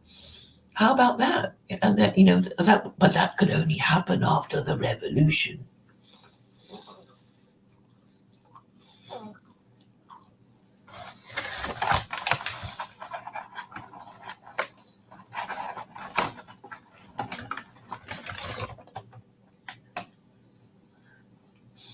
Most people are in debt. The American government is well over its head in debt. Well, anyway, Islam, without those hadiths, I don't. Well, I think it's certainly no more complex than the Noahide was. I mean, the Hadith gives a lot of guidance and gives a lot of, of the legal traditions. So if you're wondering how other people dealt with it, at least you can go back on it and say, well, this was how Muslims and with whichever caliphate and whichever country interpreted it or dealt with that problem. Right.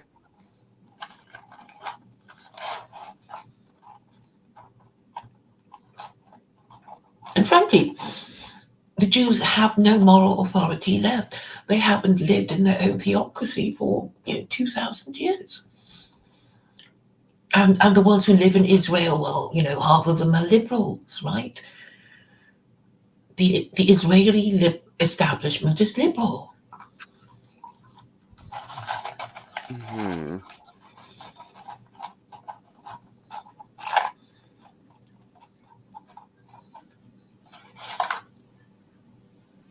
The only way they could even get the moral authority to tell Gentiles to do anything is to say, well, we live in this Torah theocracy, we're very strict, and we can do, we follow the 613 commandments, and we know they don't want to do it.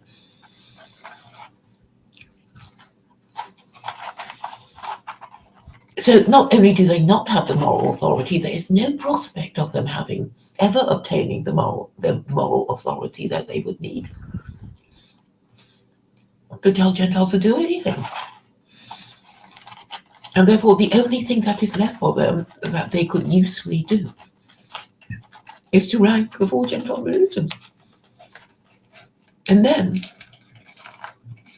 themselves,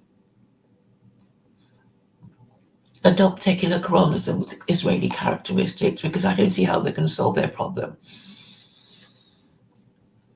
with, most of the Knesset wanting social conservatism and all of the judiciary saying, we're going to veto your laws.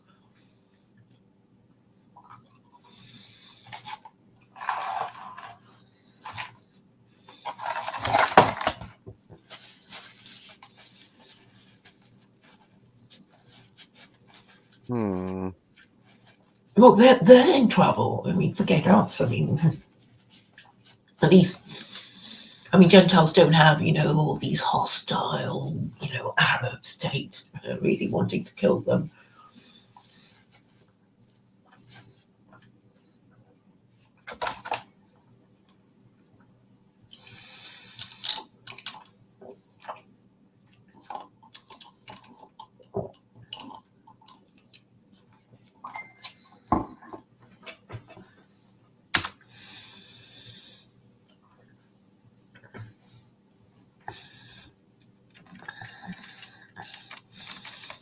But just imagine, Vincent, if they did decide to adopt secular Koranism with Israeli characteristics, so they would have a one-party state.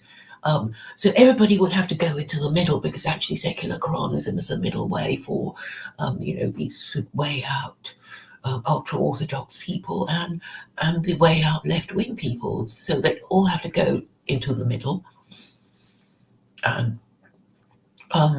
just be more reasonable. And then I think, maybe everybody would kind of listen to them a bit more when they do it.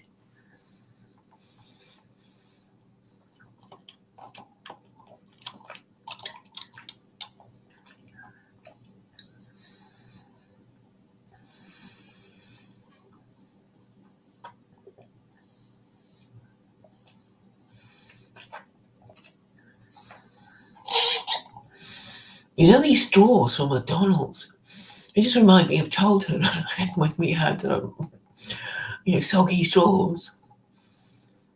Hmm. You can't even have plastic straws now. It's all this sort of soggy paper straws.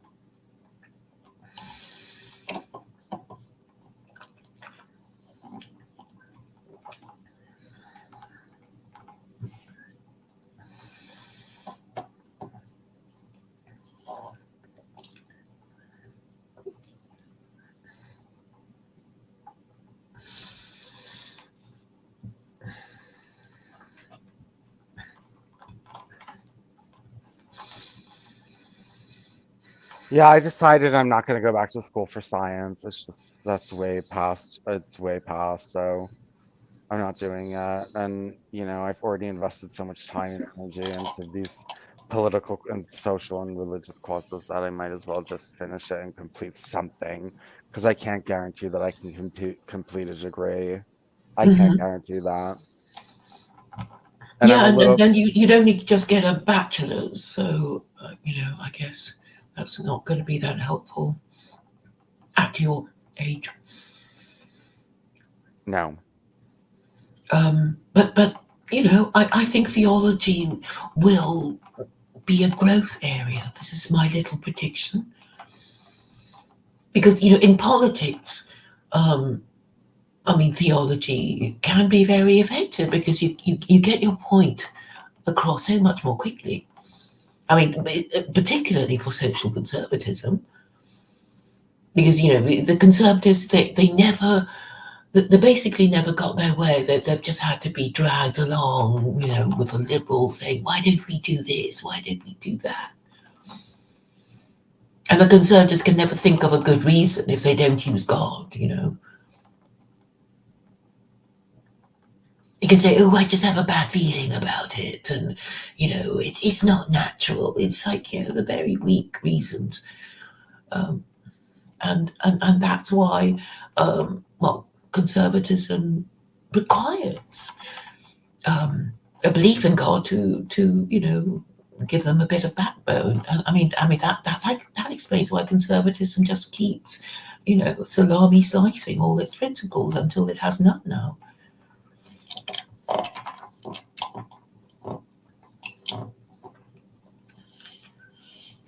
Um,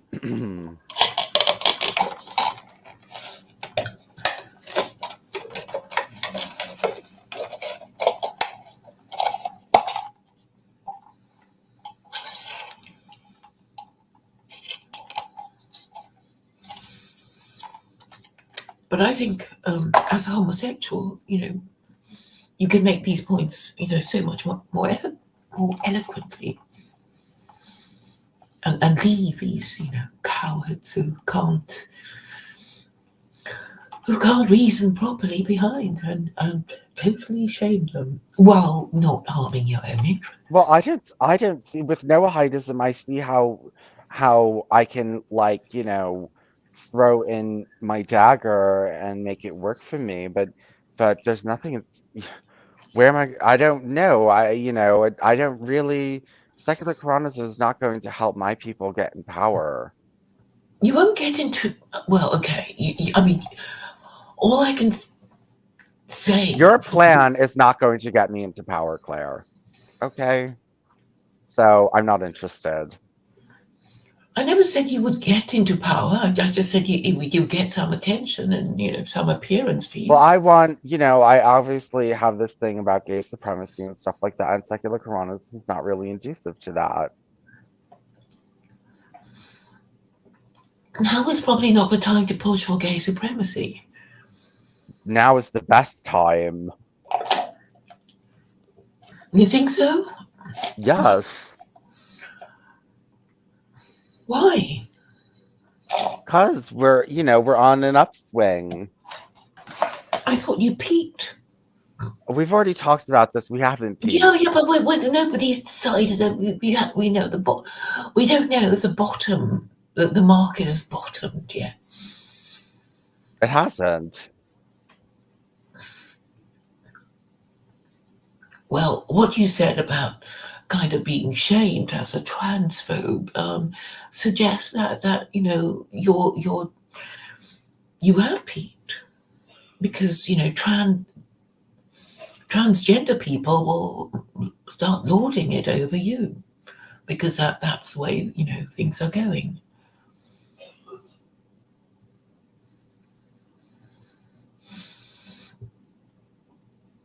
Because of the way the pyramid is inverting.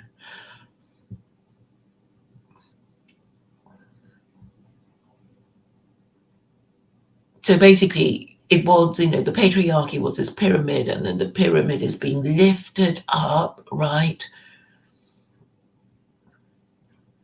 Hmm. So the people at the bottom will be the people at the top. People at the bottom of the patriarchy pyramid will be at the top. And we're talking about people at the bottom of the, um, I suppose, sexual pecking order.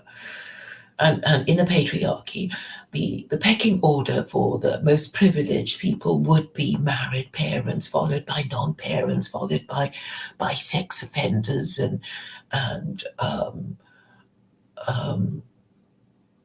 yeah,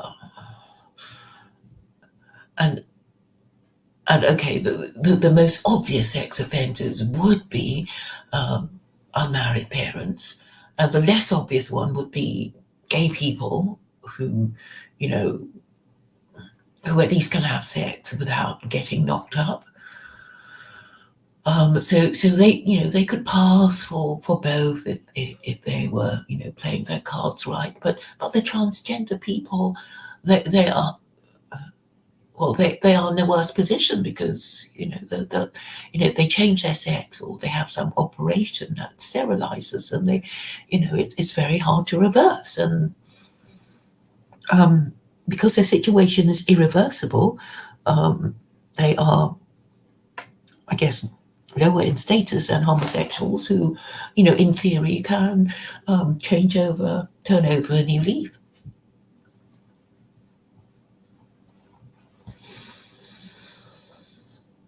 But but I think the whole thing is because the religion is wrong and it's already failing, and well, it started to fail many centuries ago, and then people tried to patch it up with liberalism or fascism and Nazism and communism, and it's all failed.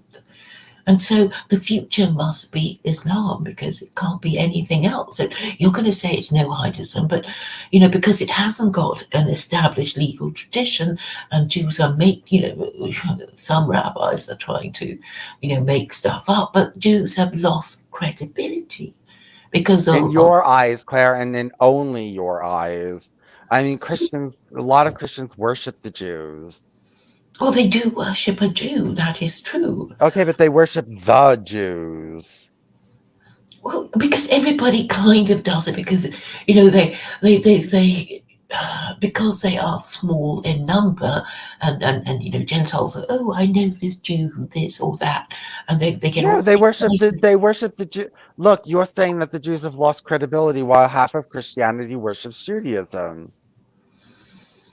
Well, I think okay, this is just, Gentiles thinking Jews are smarter and, whatever. But I didn't think they're, you know, that powerful. I mean, when you think of them complaining, when you hear them complain, you don't think these are powerful people. I mean, they complain about being chased by the IRS, being put into prison, being, beaten up, or, losing money and mugged and hit.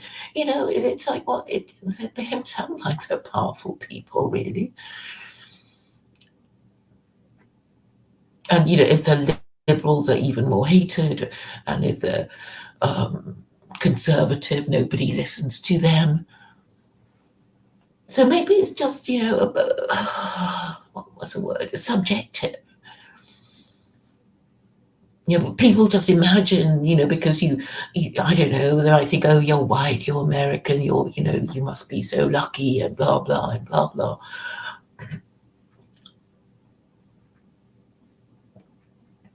But the grass is always greener, as they say.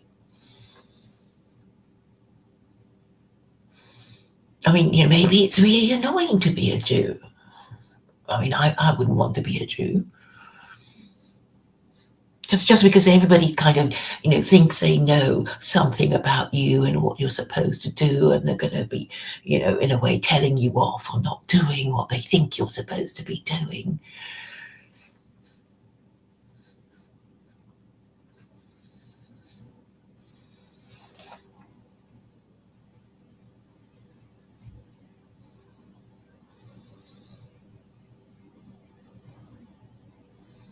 Well, I don't know. I've met nice Jews in my life, but 90% of them are have set off alarm bells inside of me. You know what I mean? Not because of the Noahide laws, I just mean just usually like, the way that they behave and stuff. I've known Jews that were tolerable and that were actually very nice. Actually very few. But even they had stereotypical annoying Jewish traits, but like But I've like always fussing with their food or something.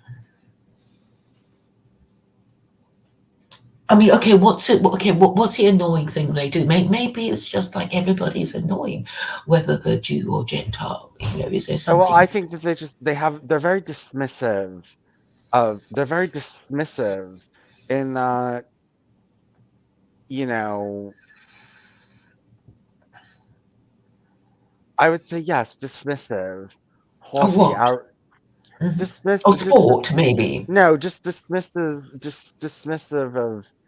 of Gentiles or just dismissive of people in general.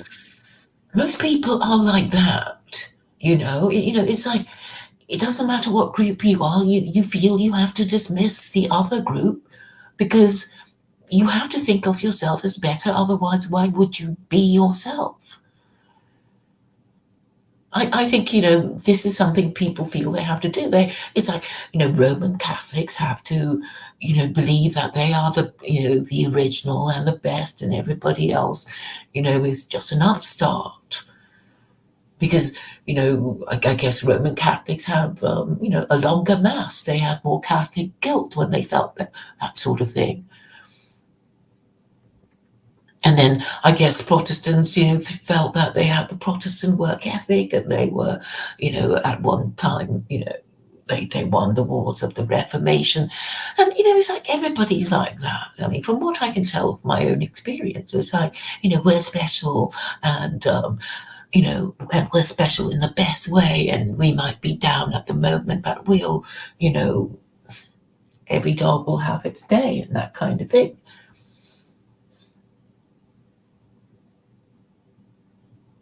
So yeah, I think all other groups will dismiss other groups. because that is a way to, shore up their own identity. And I think you do it too, Vincent. You do it too. You talk about gay supremacy. Yeah, well, but that's actually based on fact and science, not, you know.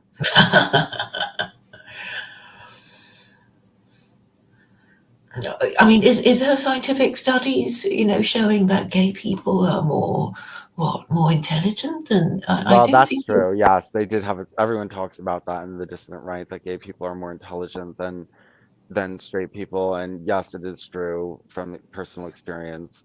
But Did they do a survey? yes, they did. Look it up. Look it up. That's why I didn't look it up, but everyone says that. You know, what's his name? Stephen J. James said it. I mean, this reminds me of this survey saying that liberals are smarter than social conservatives, and I thought, I bet that's not true, or not provably, conclusively true. It's like, well, maybe liberals, because they're mainstream, get to rig the results.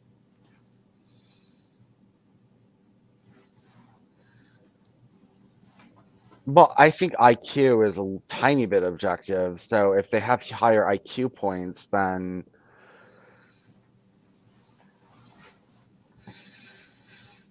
Well, I don't know. Maybe it's a more confident gay people who participate in these surveys, perhaps. I mean, we don't really know unless, every single gay person, has had their IQ, measured. I mean, we don't really know. All these surveys can only survey a sample.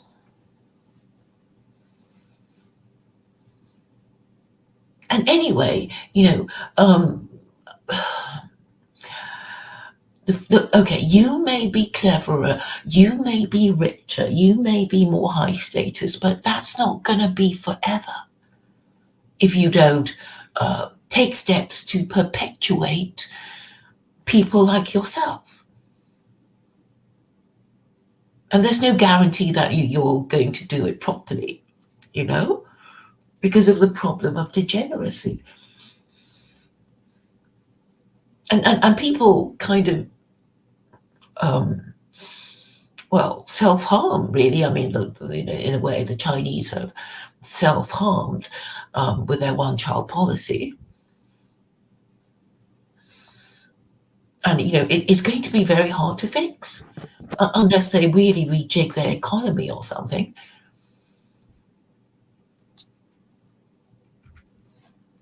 And maybe they do want to. It's like, when you do a reset, everything starts from the beginning, and time starts to run from then again.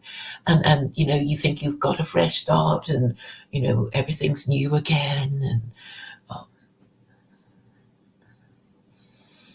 And I think that, that's what we all want. I mean, not just the West, but the whole wide world. And, they just want to have a clean slate.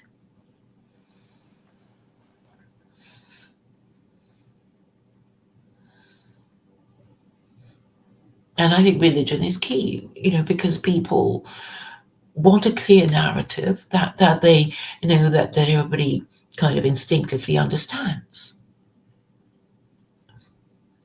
and which is simple to repeat and explain to children. Not some complicated conspiracy theory that requires, I don't know, technical information that can't be verified.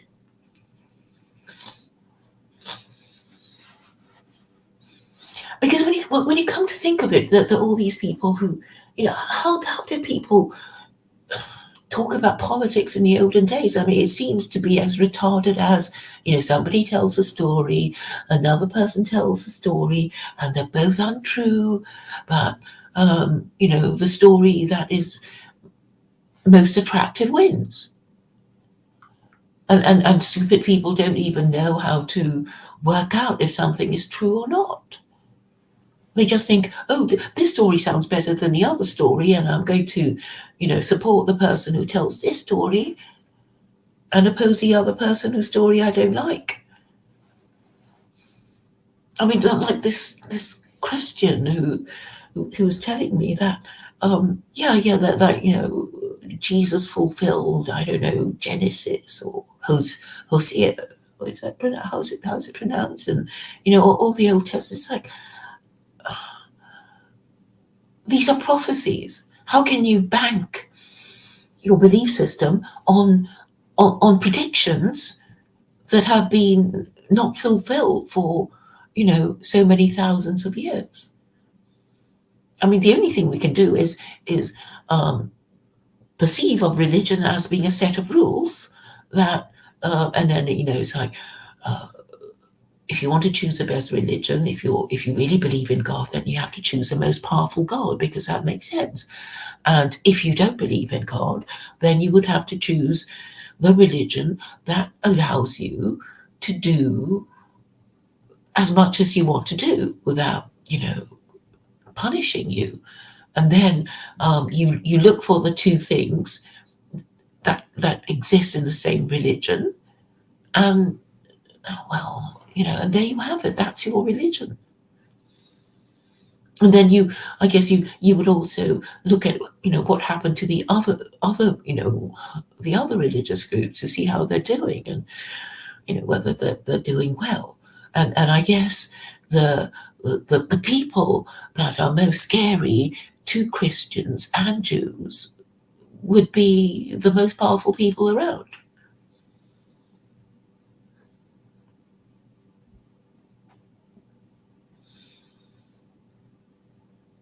So that's how I work it out anyway.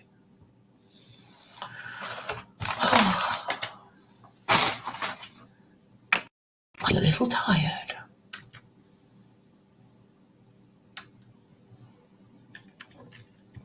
Hello? Yes, You're getting yes, Vincent. tired? What time is it there? It is 22:22. Did you well, I don't know. I sort of feel I'm doing a lot of the talking. Okay. Did you have anything more to say? Or more to read or whatever? I just feel I No. wanted to take a break from talking. No, no, no. I have I mean, I don't know if I want to get off the air, but Mhm, um right now I don't have anything to say. I can take over a little bit. mhm, So, mhm, can you hold on 1 second? Can I make a phone call? mhm. Okay, hold on.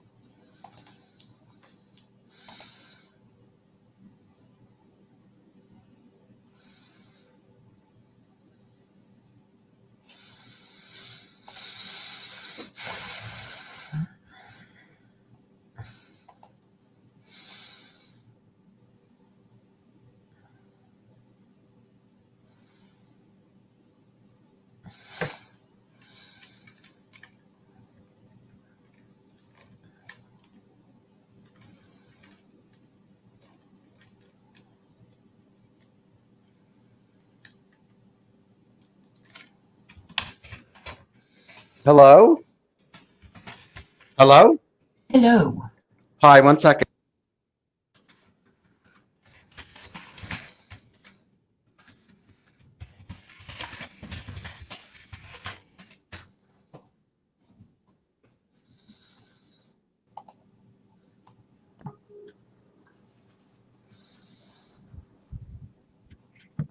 Um, my husband is going to be home in a little bit, and I'm Hmm. supposed to wait to smoke more pot, but of course I'm not going to wait because I'm going to have pot now and when he gets home. So, Okay. Echo, turn on the fan. Um,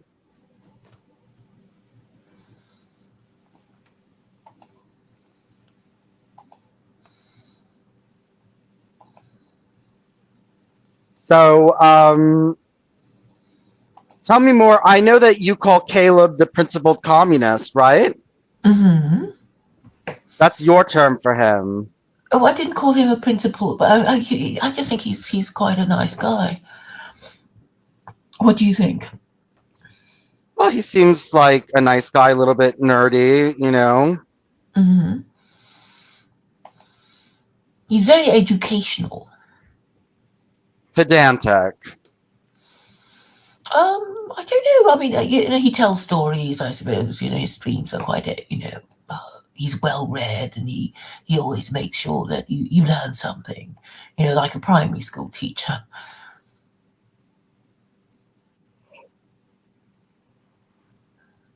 So I quite Right. like that. It reminds me of my school days. And he doesn't sing songs about his willy and his bum. No.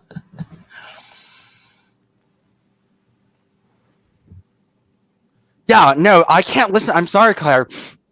You send me things of you doing interviews with these people and you want me to watch them. And, I'm just not interested because it's they're never serious. Like it's never like a topic that's being taken seriously and they're taking themselves seriously. Hold on one second. Echo, turn off the fan. You Oh, did you know, mean the Thomas White one? oh, I didn't watch. You were on Thomas White. No, no, no. It was a Thomas White stream about feminism. No, it's just that it's not appealing for me to listen to these people. Mm. Yeah, It, you know, yeah, it's yeah. like it's not I mean, I appealing for me haven't to. to. Hello.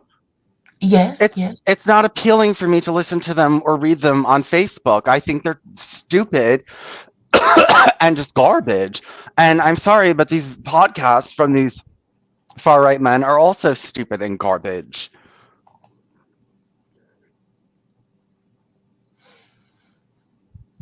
And you're Yeah, right. they Like you don't. complain about the same thing. They complain about women. I suppose men have always complained about women.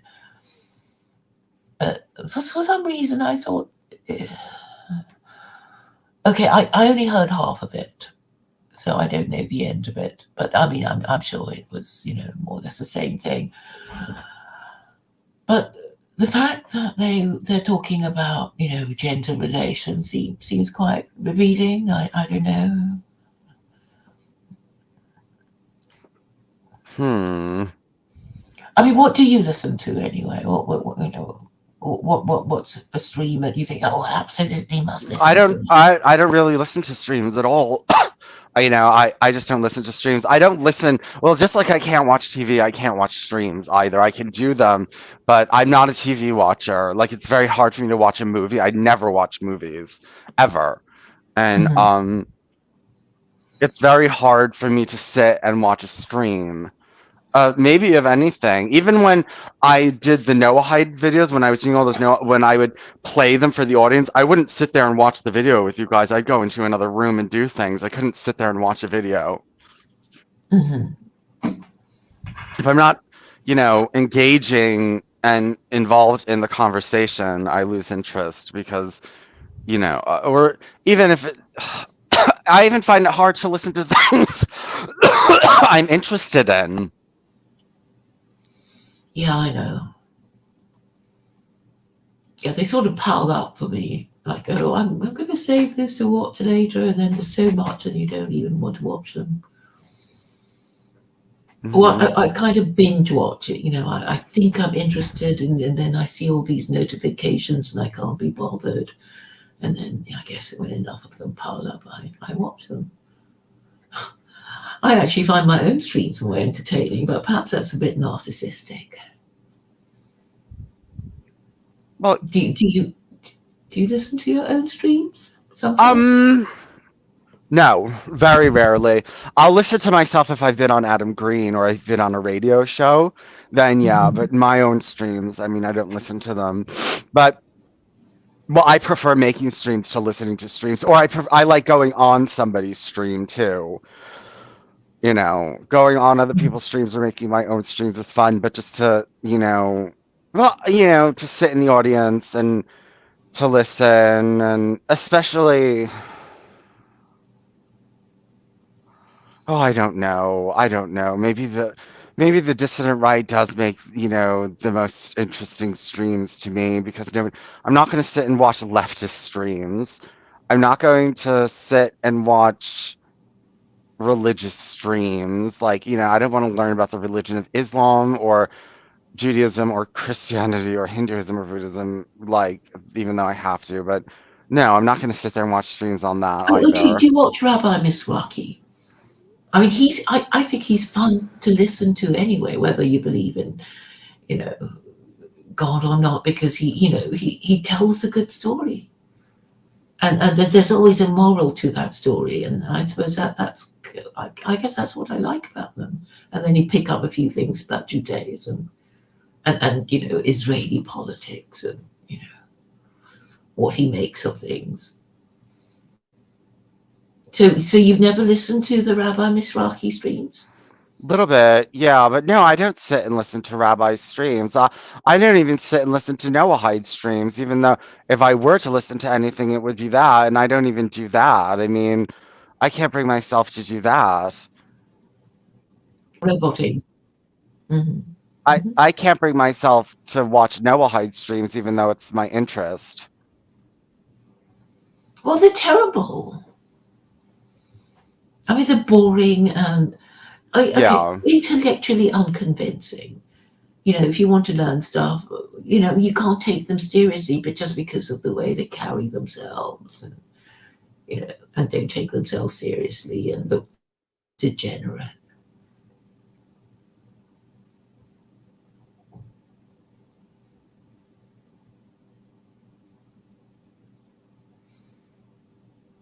Do you listen to Daniel Hakikatju on Modern Day Debate? Do you listen to any of the Modern Day Debate streams? Mm-mm. Because I think Daniel Hakikatju is quite good, debating with atheists and feminists, and just because they're so aggressive with him and they hate him so much, and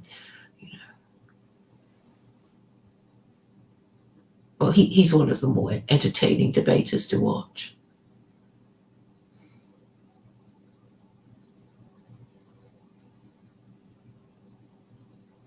My interests are really not mainstream, so, anything that's a little bit more straight, and it also doesn't coincide exactly with the far right. I used to like watching videos, informational, intellectual, documentary videos about Nazism. Hmm. Um, I was obsessed with that for a long time, but I have absolutely no interest in listening to far right people today talk. Um, there was a very big difference between Nazis and the far right today, and that the Nazis took themselves serious and were actually engaged in serious debate and in serious political movements. And, actually to the point that they were forming armies in the street. I mean, these were capable people that were, not fooling around. And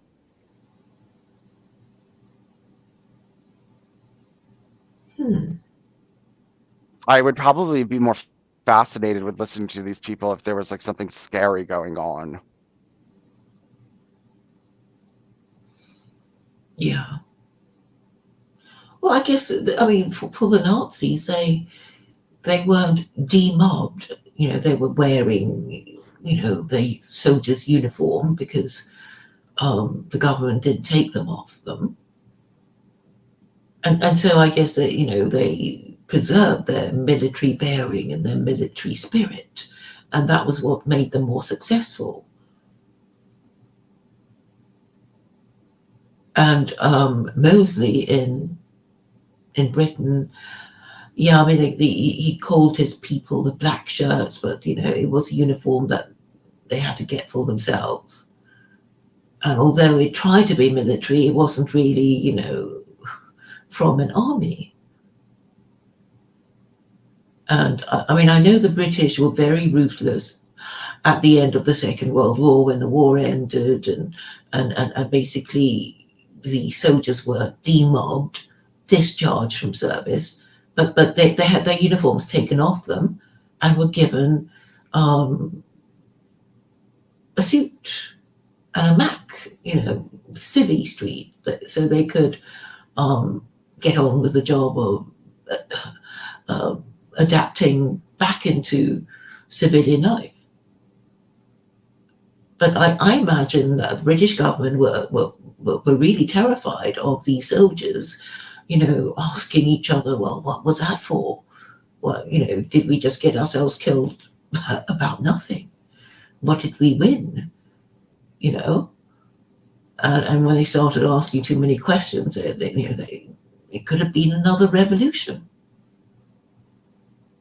And I think, they were basically bribed with the NHS and, all the things that they knew they had to give them to make them feel as if they've won the war.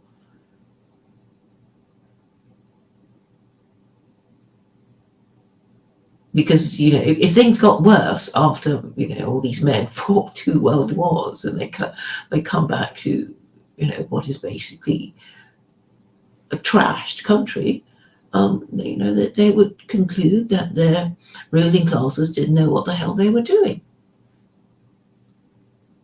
And, take action to remove them.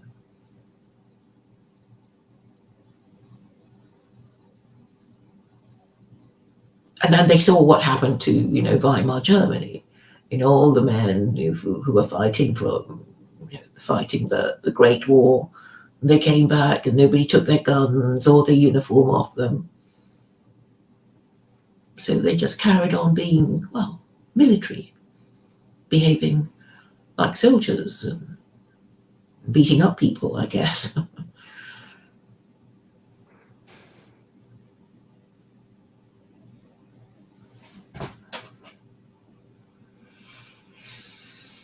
But people are just so, well, quiescent now. They can't, they don't even make arguments. That's a crazy thing about it. It's like, yeah, we can still make arguments, but people don't make arguments, or they make really stupid arguments that get them into more trouble.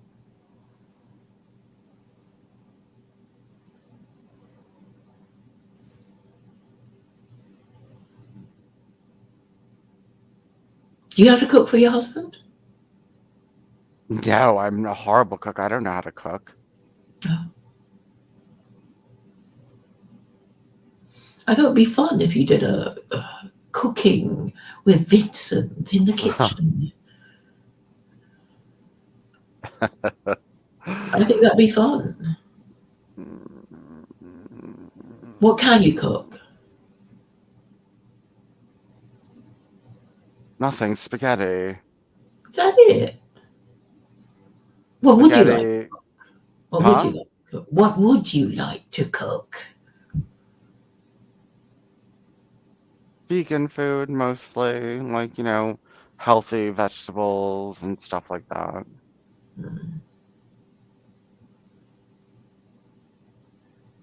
I suppose you could get a recipe book. I want to get some spinach. Yeah, I like spinach. Just I'm gonna, tastes so healthy.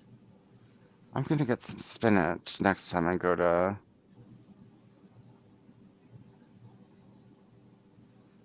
And rice how and would you cook it? I don't know, with just some butter and Mm. oil. Not butter, oil and garlic and oil. You can combine it into pasta with cheese. It's quite nice. Yeah, I didn't want so much cheese, but yeah, I'll have it with rice. Mm.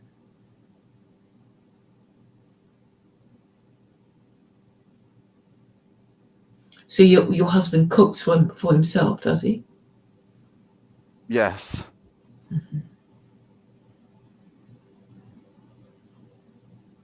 Does he cook for you? Mm-hmm. Mm-hmm. Yeah, he does.